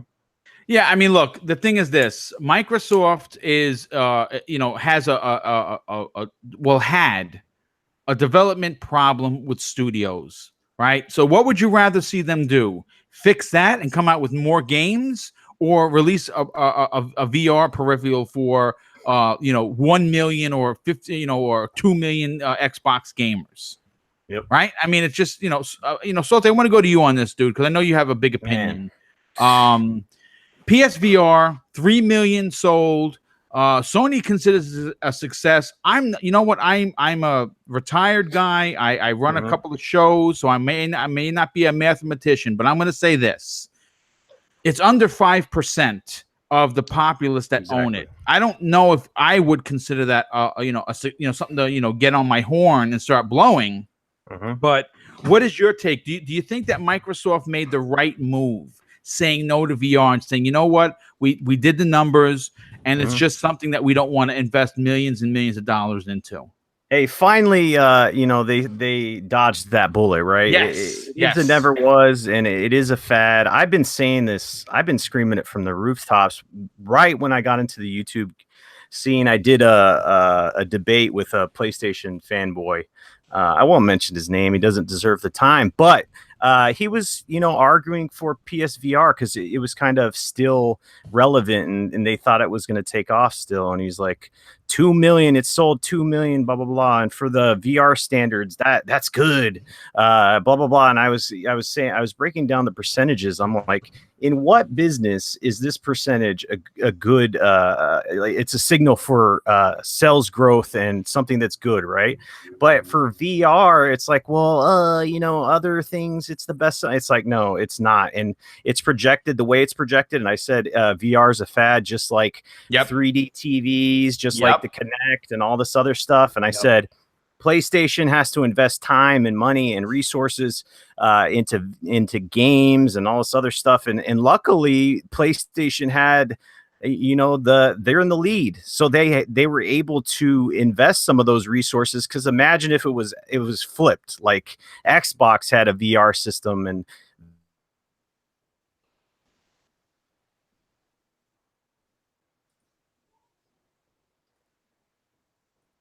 Hello? I think Salty might have ducked out. I was wondering if he left or just. Yeah, I thought it was me. No. He must have had some issues. Sometimes his computer runs real hot. I'll come back to Salty. Eve, I want to go to you on this. What is your takeaway from Microsoft saying no to VR? I mean, I will say it publicly. I proudly support PlayStation VR. I've had a good time, but like Mooch, I have not played it in months. And I'm actually really happy that Microsoft finally was like, you know what, the numbers don't add up, and we don't want to be a copycat system. They want to be a leader. So, do you think it was smart for them to say no to VR? Yeah, absolutely. They see that it's not something. It's really not a necessity, pretty much. Right. And like what Mooch, sorry, I can't even talk. There's chat going on. Just like how Mooch said that it's an experience, but it's not something that you need to experience for every single game. And I believe that Microsoft knows that they don't need to do that to have anything extra. And VR for me, it's not really something that I have to have. Like, I don't need it. But if it was ever like there was a video game series on the PlayStation 2, .hack, if I could actually physically feel like I'm in the game, like and walk around completely and not have just like a limited area. Sure, I think VR would be fantastic, but it also would be completely unaffordable. But yeah, I think Microsoft is once again thinking. I like it when people think. They don't need it. They're fine, and that's pretty much what they're saying. And it's not going to hurt them in any way. Well, I mean, I think Primal made a good point, though. Boom, we should talk about that. It's one of the things that she said with space in the living area. Okay, and that's one of the things that I use as a joke, but realistically, I'm joking because it's true. Is that I have to actually, I don't like standing up while playing. A lot of people are like, we got to play VR standing up. I'm like, oh, well, no. First of all. Second of all, right? If I blindfolded you and just asked you to walk to your kitchen right now, you'd like say no. So realistically, you're not doing this. So you got to get a chair out. You got to have a small table because sometimes you can't use the actual sticks. You have to actually use the controller through the UI menu. So there you are, right? And you're sitting there with your hands. You're like searching around. Imagine if your kid walks in the room and sees you like looking around for like your controller, like you're blindfolded. Like, what the hell's going on with Dad? My whole thing is like, so the whole thing is just, right? It's a shit show. But realistically, it's what Phil Spencer said. VR will become possibly the thing we want it to be when we're not tethered. Right. And that's the other thing. So standing up, sitting down, looking for your controller, all these other things that I kind of make little nuances. Realistically, that cord still binds you to the console. It binds you to the TV. And that takes you out of this lifelike immersion, especially with something like PSVR, where if you turn full, 180 degrees, typically the screen goes blank or says, hey, turn around, you're out of range. Right. And that's not, don't get me wrong. There's times where I've turned around and I've been able to see pretty far, but once you're out of the camera's, the camera's peripheral vision, that's when you start to get a little bit of the wonkiness. So realistically, space is an issue here. Yes. So whether it's a small confined area that you're living in, or it's the fact that like you're tethered to it still. And if you do like to play standing up, you have a trip cord.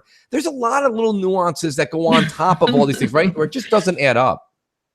No, you're 100% right. Also, I mean, look, again, do we want Microsoft? The real question of the day was, what would you rather have? More studios and more first-party games, or a division based on a VR unit that only a handful of gamers are going to buy? The thing is, though, Boom, here's where I'm going to play devil's advocate.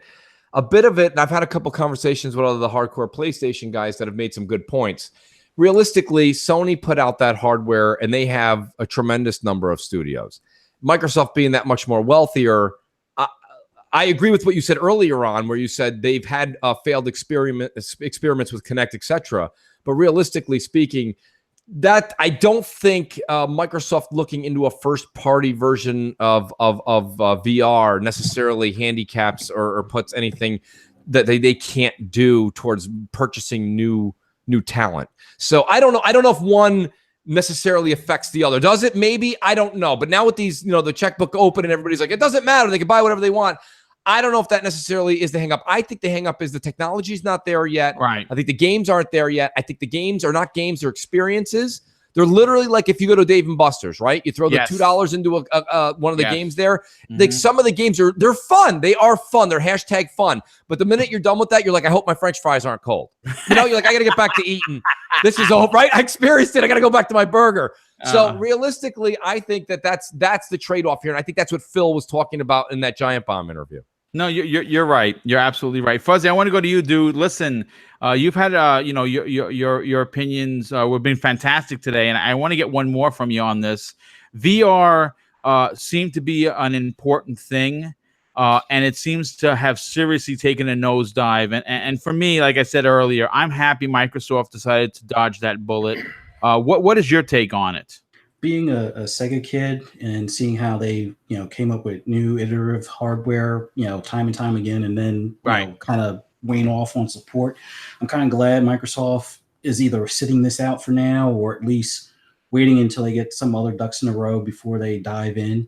I mean, Microsoft is a big enough company to do multiple things at the same time, but it feels like in some instances, some of these games are more of like thrown together at last minute, or like a smaller portion of what the full game should be. Like there's a handful of games I've looked at the PSVR and I'm like, yeah, if they had a couple more games, I'd probably pick it up, like Eve Valkyrie, Farpoint. Those are the two that I'm like, yeah, those would be day one buys. Farpoint was fantastic start to finish. I'll be the first one to say that. I played that with the gun. It was great. Yeah. But there haven't been enough additional games for me to say, you know what, this $400 or $300 now, I guess, for this thing would be worth it to me, because I after Sega, I don't want to buy, the equivalent of the Sega CD for 2 games, or the 32X for 2 games. So it's one of those things where if there were like at least 10 games that I was like, oh yeah, and that boxing game was kind of like on that teeter-totter type of deal that kind of convinced me. But I want wireless. I want head tracking. I want something that's around $300 or less. I mean, not that it's the price point, but I want it to be reasonable. So if I like it, I got 2 boys that are into video games just as much as I am. Okay. I can't see buying 2 or 3 of these things, but it's just one of those things. I want Microsoft to wait it out until there are games that are developed from start to finish to be compatible with VR. Like if Cyberpunk was one of those games, hey, then maybe I'll feel like I'm kind of left out with Microsoft not going that route. But there needs to be a lot more than just Cyberpunk for VR to be worthwhile especially with that kind of investment. It is pricey, especially if you need to buy multiple units. Yeah, definitely for sure. Well, listen, dude, great point once again. Hey, Salty's back. Unfortunately, he had a power. Sony pulled the plug on me or something, dude. Yeah, well, listen. What the heck? Like I said when I text you, the floor is yours. Take it away. Where did I cut off? I was talking to myself. The power went off, and I'm like, "What the hell is going on here?" It was weird. I actually don't remember. I'm gonna say. Yeah, take it away. Plain and simple. VR is and never was, period. I've been saying this for over a year now since I've been in the YouTube scene. I did a debate when I first got in against the PlayStation fanboy, which I won't name because he doesn't deserve the time. But, we were going back and forth. I was saying VR is a waste of time. Just look at the sales numbers. It was 2 million at the time. The percentage points, if you would have said that in any other business, the attachment rate and all this other stuff, it would have been a failure. But since it was VR, it's for VR, the VR situation, it's the best selling VR unit. And it's like, well, it still sucks, right? And it's just like, you call a spade, but people are defending it because they bought the product, and I understand that because you want to justify spending that much money. How much was it when it came out? $500, $400, $500. It was a lot of money. $550 after tax. You want to justify your purchase, but plain and simply, every time I ask people, "Hey, how much have you played your PSVR?" It's collecting dust. I haven't played it in months. Even when it first came out, and I said, it's weird to me that there's a situation with video games, because I feel with the headset on and I'm playing games, I'm detached enough as it is from my family and my wife and stuff like that. But like once I put a VR headset on, you're gone. You can't see anything. Someone could rob you blind, and you'd be like, "Oh, I'm making hot dogs," and people are stealing your shit in the background. So it's just it's a weird situation. There's wires. It's just a fad. And when I said that, I got hate a year ago. I can pull up the records, the tapes. I was saying VR is just not going to go anywhere. It's a fad. Oh, you're just hating. You've never played it. And I was like, yeah, I have. I've tried it. I know what's going on. I was like, it's just going to go the way of the 3D TV and the Kinect. And you're just hating. And I'm like, no, it's just not going to work. I'm sorry. It doesn't fit in the mold of what people want. It's just bulky. It's fun to try, and it's a cool concept. But plain and simply, I'm glad Microsoft dodged this bullet, and I think we just need to have Microsoft focus on making regular games. Yes, so I agree. Absolutely. Well, look, everyone had fantastic points. No one has dumped on VR just because they want to dump on it. Everyone had really good, valid points.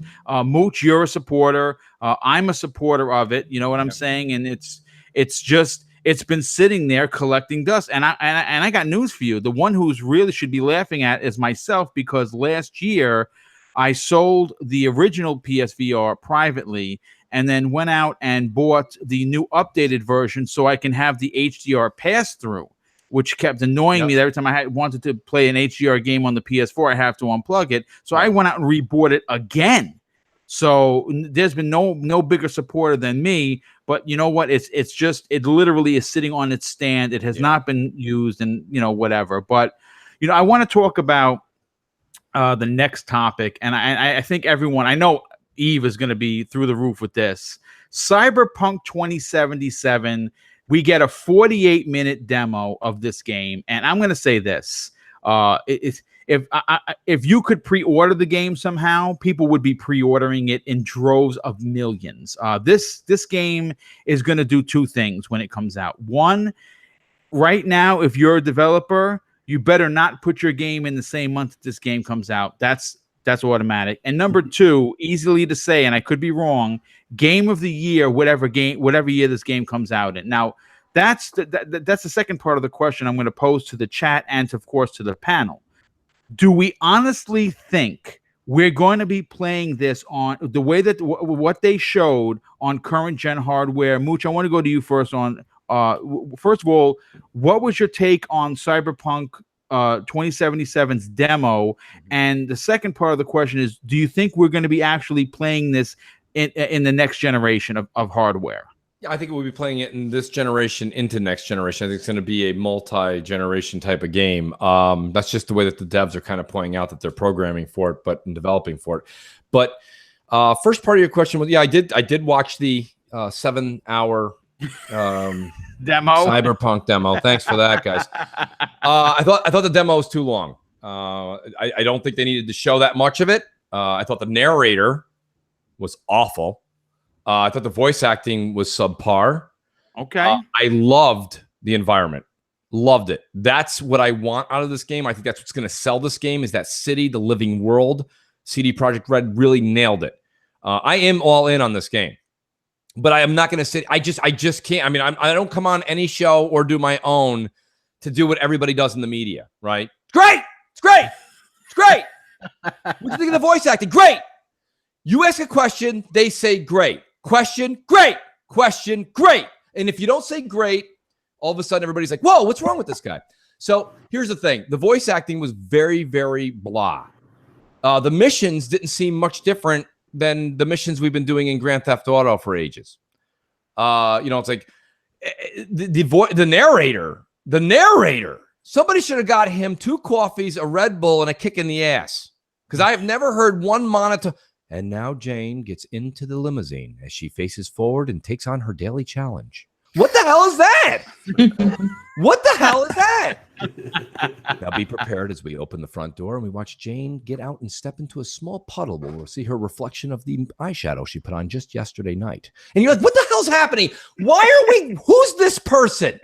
All right. So, that aside, I think that the demo should have been short, sweet, tidy. Okay, action. You're thinking 10-minute demo, get someone in there with a narrator that says, okay, listen, it's going to be balls to the wall action, go. Just show me a lot of action. Show me the living city. Show me something that I can't live without. Why are you showing me a 50-minute rendition, okay, of like the person walking through the city? Like, you want to show the walking through the city? Show it. Show it for a minute and a half, not for 38 minutes. It's like, and then the interaction between the protagonist and the other gentleman that was in the car, with the heist in the beginning and this and that, and like trying to say we're gonna go and do, like, those are all things we've played through 100 different games. That didn't show me anything that Cyberpunk was doing differently. If you don't believe me, go play Mass Effect. Okay, Mass Effect has probably the best narrative in any game, period. Right. Okay, so you can't be like, well, no, Mooch, they really got a lot of story going on. So does a lot of the other games we've played. So realistically, what I love about Cyberpunk is I love that era. It's Total Recall mixed with Running Man, mixed with Grand Theft Auto. There's Cyberpunk. There it is. So you've got the gameplay of Grand Theft Auto, you've got the Running Man, and I'm talking about the Schwarzenegger version of that movie, and then the Schwarzenegger version of Total Recall. That world. And that's great. I do like that. That's why I'm all on board. But I mean, you can't go through a Twitter feed without everybody being like, Cyberpunk or bust. It's like, well, listen, I mean, like, take it easy. All I'm saying is that I think that what you're so excited for in Cyberpunk, I would actually sit down and I'd like to hear what you're enthralled about with what you saw in Cyberpunk that's different from Red Dead 2. Okay? Red Dead 2 is going to have a lot of what Cyberpunk has. The only thing that you could say is what I said. I like that environment more. And that's fine. I'm with you on that. But realistically, I didn't see a whole lot going on that changes the revolution. Like, didn't change the way gaming is going to. Like, when you saw after E3 all the closed door media, they had these round tables. Like, just got out of Cyberpunk. Oh my God, they've changed it. They've changed the way we game. Now, maybe they will, and I hope they do. But from what I saw in that segment that they showed, I didn't see a whole lot that changed the way we play games. I just love the way that life looked like it. The life that they've created was the first time I saw that realistic living world. That was very good. But again, short, to the point, should have been 10 minutes, show high action, show the life that they've created in this world that's living. And for God's sakes, like everyone's saying, Mooch, why do you shout so much? Put me as a narrator. I would have kept you awake that whole time. This guy had me in a coma. So I mean, I don't know. I'm very interested to hear what you guys thought, but it's nice to be able to get on and speak our opinion because, my God, the media just, it's the next coming of Christ. Of course it is. Like, come on. Okay, listen, you're entitled to your opinion, and you know what? I will have to tip my cap to you once again. You do not follow the rest of the sheep into the slaughter. You kind of dance and you bounce to your own drum. That's and right. And that's what makes these shows fun and great. Great. Great. Salty, I want to go to you next, dude. Did you see the video? And if you did, are you excited? I mean, because again, you know, I actually saw someone. I don't think. All right, you know what? It might have been from Kotaku. One of their editors said that the Cyberpunk demo changed his life. Now, I personally don't think it changed my life, but I thought it was good. What's your take on it? Hey, when I turned it on, I instantly was cured of all my diseases, got X-ray vision, Nice. found the fountain of youth. What else? He ran the mile in a 4.3. That's great. Yeah. That's awesome. Yeah. Awesome. So yeah, it kind of reminds you of one of those infomercials, right? Like, hey, buy this and blah blah blah. You know, everybody's singing praises and stuff. Yeah. I don't know, man. It is what it is. CD Projekt Red has done awesome things with Yep. The Witcher, and people love that game. I mean, that's their game for a lot of people, and they expect big things from this game. Even before we even saw one gameplay footage of this game, people were saying it's the game of the generation. It's going to be awesome. So once they get in there, you know, their minds are made up. And then if it shows them some awesome things, they get out of there and they're just like, oh, you know, they're just like, and then we see, bottom line is the gameplay footage was way too long. Like, let's be honest, like that was crazy. Like, you guys couldn't clip out the best parts and make it, you know, exciting and make it available for the general audience. Cause a lot of people don't have that long 48 to sit minutes down. is a long time. Yeah, Yes, I agree. But I do know that there's a lot of people that are really excited for the game, so they want to see as much as they can. I get that. The cool thing that I took away from this whole thing is you can have sex with whatever thing you want, the robots, the women, men, everything. That's cool. I'm looking forward to that. I think that also the first person aspect of the game is cool. I also am looking forward to no loading screens because that's a big deal. Immersion, right? That's a cool thing. I great. think it's going to be awesome. Honestly, I like this type of environment. Yep. I love Altered Carbon from Netflix. That was great. What a great show. Amazing. They're going to have a second one with a new character, I think. But if you guys haven't checked that out, check it out. I'm plugging Netflix now, so it is what it is. But yeah, I think it's going to be good, but I think it's going to fall in line with some of these other games that are built up to expectations they can't ever meet, you know? Yep. So we'll see. Okay. Well, listen, I want to go to the most excited person for this game on the panel. That is Primal. We talked, pre-game about you, how excited you were. Did you walk away from this demo as impressed as, some of the media was? Well, I'm already extremely excited about it. I have not watched the 48-minute demo. I am kind of saving myself to have my. I've seen some clips and pieces. It's like porn. I don't have to watch the whole entire hour of it. I just need the 30-second little demo that they show to show it, so that you know what it is that you're gonna watch. It's just I'm very excited. I'm very pleased. I saw the vehicle chasing. I saw a clip of that. I thought that was really, really awesome in the view that they did for first person view on a vehicle. It's kind of nice to have instead of having your body hanging out in a really awkward way and trying to shoot in third person. So I thought that was really neat. Graphically, it's beautiful. It's so beautiful.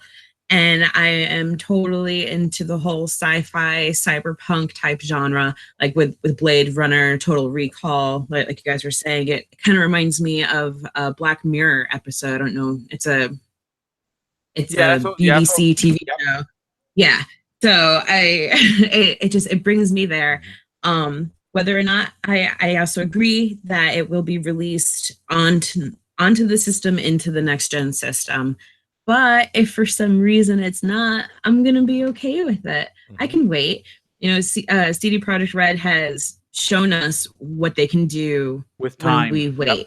Yep. Exactly. And for years, I've been going onto the Cyberpunk website, watching the same damn 30-second trailer of it finishing with, it's ready when it's ready. And I'm okay with waiting until it's ready because I don't want any more broken games. Yeah, So, no, I agree. No, that's a great point. Great point, Eve. Fuzzy, I'll go to you next, dude. First of all, did you watch the 48-minute demo? And if you did, what were your takeaways from it? And how did you stay awake that long? No, for me, it was like a little mini movie, and it was just a combination, like you said, Blade Runner, Fifth Element, the Running Man with Schwarzenegger version and everything, Total Recall and all. I really like that environment. They would have probably done a little bit better if they had the narrator from Red Dead and Grand Theft Auto. Her voice is a lot more soothing in comparison. Yes. So it would have been a little bit better narrator. But the biggest things that I noticed were, I guess, some of the upgrades or augments that you'll be able to get, as well as dealing with some of the augments of the characters you have to interact with. Like, it was kind of disturbing looking at the people that had like their forehead and eyes missing. But it's kind of like lights and stuff, like a light bright there. But overall, the fact that you can go to, certain areas, get your hands augmented or your eyes augmented and get different abilities. I mean, yeah, there are other games that have had that, but that's what I'm really looking forward to as far as how far the customization will be as far as your skill tree or things like that. But been looking forward to this game just because that's the type of setting I've been wanting in a video game for a while. Something that's not way off in the future, but enough in the future where, yeah, these different types of things, flying cars, not that that's ever going to be a thing, but the fact that you have like the healthcare people or like EMS. Yes. Yeah, that was great. It's like anytime the EMS have to have assault rifles, and I guess only the rich can afford to have that type of protection and health insurance and stuff. It's just a weird look at how they view the future could possibly be. But yeah, I like a lot of the visual things. I'm hoping it's going to make its appearance kind of like the way Grand Theft Auto did, where it was at the tail end of the 360 and PS3, and then they redid it for the Xbox One and PS4. Gut feeling it's going to be kind of the same deal. Come at the tail end of the generation, they'll have like a 4K HDR update for those that pick up the Scarlet or the PS5 and things. But I think about the only thing that the one thing I did like is that with it being first person, a majority of the time, there are times where you'll see yourself third person, whether it's you in the elevator or certain scenes around your apartment or third person view for the vehicle. Not that that's that big of a deal, whether it's first person or third person. I'm still going to enjoy it either way, but definitely like a lot of the initial stuff. But one other thing, it would have probably have gone off a lot smoother if they did kind of like what was that movie, Hardcore Harry? If they did like a 10-minute trailer version of kind of like a Hardcore Harry type of style trailer, I think that would have probably melted the internet if they did that. But yeah, for the most part, can't wait until this game comes out. Fingers crossed it hits in 2019, but I don't think so. I think this 48-minute demo was to hold people off for another 2 years. Yeah. I mean, you never know. Who knows? It looked a little too completed to be 2 years away. I don't think it's quite that far. I think that possibly end of 2019. I was say fall of next year. You think? Or it could even be a fall of 2020 if the next consoles are coming out. I don't know. Who knows? Right now we're in such an unknown area of how things are going to progress. Because yes, now this is the first time we've had mid-gen upgrades. Mm-hmm. Now we're going to have game systems probably coming out every 3 to 4 years, which is fine. I'm okay with that. But getting back to it, first of all, let's just put this out there. The game looks great, and I mean it. I'm going to buy it just because of the content, and I do enjoy that Cyberpunk era. I love that whole thing. I just think that the way that they went about it, I think the narrator, I hope they changed the voice acting, because that person sounded like they were just literally reading off a piece of paper. We did a huge segment on it on MNC Evenings last night. This is why, even though I think there's so many other talented people out there that can do great voice acting, That's why the Nolan Norths and the Troy Bakers keep getting all the jobs, because they're the only ones that read it with passion. Yes. This protagonist they had there, and maybe this is just a fill-in. They probably like, yeah, excuse me, come over here. Just read this real quick. We got to get this thing out. I don't know. Janitor, come read this script. Yeah, come over here and read this really quick. And not just the narrator, but I'm also talking about the protagonist. I mean, both of them. I mean, I'm talking about the voice acting in the game. The narrator that did the 48-minute segment, that person's come and gone. They're not going to be there when the game goes live. But realistically, focus on some of the things that if you have this big, huge, immersive world with an amazing story and an amazing lifelike feeling as you progress through it, I'm sorry, but the voice acting has to be big. And that's the reason, okay, that's the reason that I didn't like Horizon Zero Dawn. Yeah. Is because the voice acting was atrocious. Okay, it was literally somebody just reading off of a piece of paper. And I'm sorry, but you have this great world, this great story, this girl that kind of is doesn't belong with the tribe and kind of gets her way back in there and does all these things and becomes this super warrior. And it's like, I will join you. I can help you get that basket. I also can do those things. And you're like, what the hell? What happened? I mean, is this on auto? Your leg. Yeah, I'll find your leg. I mean, the guy who lost, the guy who needed it, he actually gave her shit. He was like, my leg fell off. Can somebody please get my leg? And she comes over, so I will get your leg. I know where it is. It's underneath that bush. And you're like, okay, what? Like, who put the girl on auto-tune? So realistically, I think that if you're gonna build and put this kind of money and effort into it, the voice acting is so important. It's why sometimes when you watch a movie that you know that you love right now, that's a classic, you have a hard time picturing any other actor or actress playing that role, right? It's really important who you put in that position when you have a game that's going to be 350,000 hours to complete. It's about story. Yeah, you're right. Let's, and moving forward, I hope that's constructive criticism. And I hope they do listen to some of the people that are saying that instead of just like, it's great. I mean, if you want to just write that in your article with a couple exclamation marks, go ahead. I'm sure a lot of people will click on it. Well, listen, I can't believe 2 hours have come and gone. I mean, it seemed like we just started the show and 2 hours are gone. That goes to show you two things. One, the chat was on fire as usual. And two, the panel guests were equally hot. Listen, this is this last subject, that's going to do it for the show. Holding people for 2 hours is hard, and it's greatly appreciated that everyone came to hang out. The chat again, once again, guys, you were fantastic. You played nice with one another, and that's what I really enjoy to see. And of course, the panel guests, every one of you had so much really awesome things to say. You made the show fly by. So let's do the outros. Mooch, I don't really think you need one, but I'm going to give you one anyway. First and foremost, if you have any codes, this is the guy that gets them. Yes, He's please. known as the Mooch. But he also runs Crossfire. He also runs, he's also on M&C Mornings. I gave him Crap Show, Xbox Nation. Sorry, Crap, Yes. the deed is signed. You're out.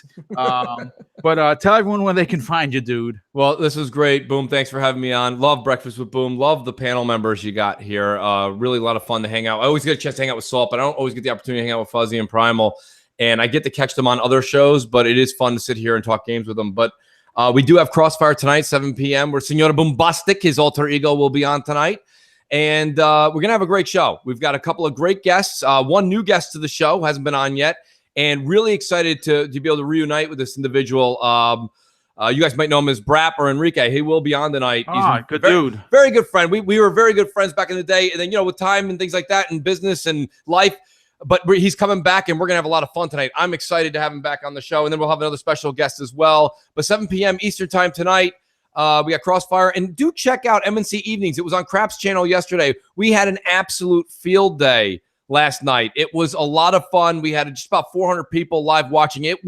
I think we're going into that season, guys. I think, Boom, all you guys that have shows and channels, just take note that as we go into the fall and holiday months, you'll see a lot more of the gaming crew come back to support, and the hype level goes up as we approach the holidays. So thanks for having me. We'll check you guys. Hopefully you guys come over to the Mooch 78's channel tonight. Subscribe, hit the bell, all that good stuff, and we'll see you tonight. Thank you. Awesome. Salty, I want to go to you next, dude. You got a lot going on. You do reviews. You have your channel. You guest on a lot of stuff. We've become good friends. You've helped me out, privately, with YouTube, because this is very new to me. Where could people find you, Salty, if they want to come and subscribe to your channel as well as follow you on Twitter? And you're on mute. I don't think you know that. Okay. He's on, Wow, thank you for telling me, man. That was yeah. Anyway, yeah, thanks. I appreciate it. If you want to contact me, first and foremost, Twitter is the best place to do it. Yes. Saltiest Gaming. The first I is a 1. I don't know. I can't. For some reason, there's some douchebag that has Saltiest Gaming. He has like 1 follower. He tweeted like 3 years ago. So I'm gonna try to get the actual whatever it is, Twitter handle, and we'll see about that. Anyway, as far as content goes, we had a great episode of the Saltiest Gaming podcast last night. We had two great announcements. My friend Nintendo Direct is going to be returning to full-time status. And then also I'm starting a Patreon because I've been asked a bunch of times for a while here, and we have some great tiers going on. We're going to be giving away some shirts and some other stuff, but I made a intro video for that, and I've been working hard on it. So just check that out. It's going to be going live at noon today. So anyway, that's about it. Saltiest Gaming, 2 words, YouTube. Thanks for having me. Oh, no problem, dude. Well, thanks again for coming and hang out. Primal Eve, listen, it was always great having you on. Your opinion was as sharp as a knife as usual. I definitely appreciate that. Tell everyone where they could follow you on Twitter and what shows that you're on regularly. Well, thank you very much for having me again. It's my favorite Friday morning. You guys can find me on the Game Dosage podcast, which has now moved to Tuesday nights at 9 p.m. Eastern. We are no longer on Monday. We deal with Dealer. And then if you guys want, you can follow me on Twitter at Primal Eve. And then you can also come play with me on the Xbox. There is nothing that I do not play. I will play sports games. I will play shooters. I will play any RPG. I hold no bars up against any game. Unless it's Farming Simulator. For some reason, that just doesn't do it for me. That's boring. But yeah, you leave on that as well. All right. Well, thank you so much once again. Fuzzy, I want to go to you last, my brother. The last but certainly not least, you were great on today's show. It was really fun to hang out with you. I really, really appreciate all the support that you've shown me and my channel. But I think that, your support to other channels and other YouTubers have been nothing short of amazing. Tell everyone where they could find you, dude. Thank you. Thanks for having me on here. You can find me on Twitter at Fuzzy_Belvedere, PSN, same thing, Fuzzy_Belvedere on Xbox Live, Fuzzy Space Belvedere. You can also find me on the Shop Podcast on Saturdays, 8 p.m. Eastern, 5 p.m. Pacific time. We've had some great guests. We've had Mooch on there. We've had you. Nice. Well, more than likely, PTK will probably reach out to you as well, Salty and Eve. Fantastic show. I was on there a couple of weeks ago. Fantastic show. You guys put on a great show each and every week, dude. Yeah, and I love this gaming community. Everybody is, into gaming, passionate about gaming. You may not always see eye to eye on everything, but at the end of the day, we all always have fun talking about games in general, keeping it gaming, keeping it, polite or respectful. So yeah, it's awesome. I greatly appreciate being here. Awesome panel, awesome guests. Oh, well, thanks, dude. Appreciate that very much. And I normally don't ask this, and I actually learned this from Mooch. Hit the like button and do me a favor. Share this this episode on social media. Put it out on Twitter so if people missed it, they could watch it, because the numbers do help. I don't do anything clickbait. Obviously I'm really big on that. I put what's going to be on the show out there, and if you like it, you like it. If you don't, then you don't. And I totally get that. But hit the like button, share this on social media, and I will see you next Friday on the next episode of Breakfast with Boom. Have a great weekend, and we look forward to seeing you back in the chat tonight on Crossfire. Have an awesome weekend, everyone.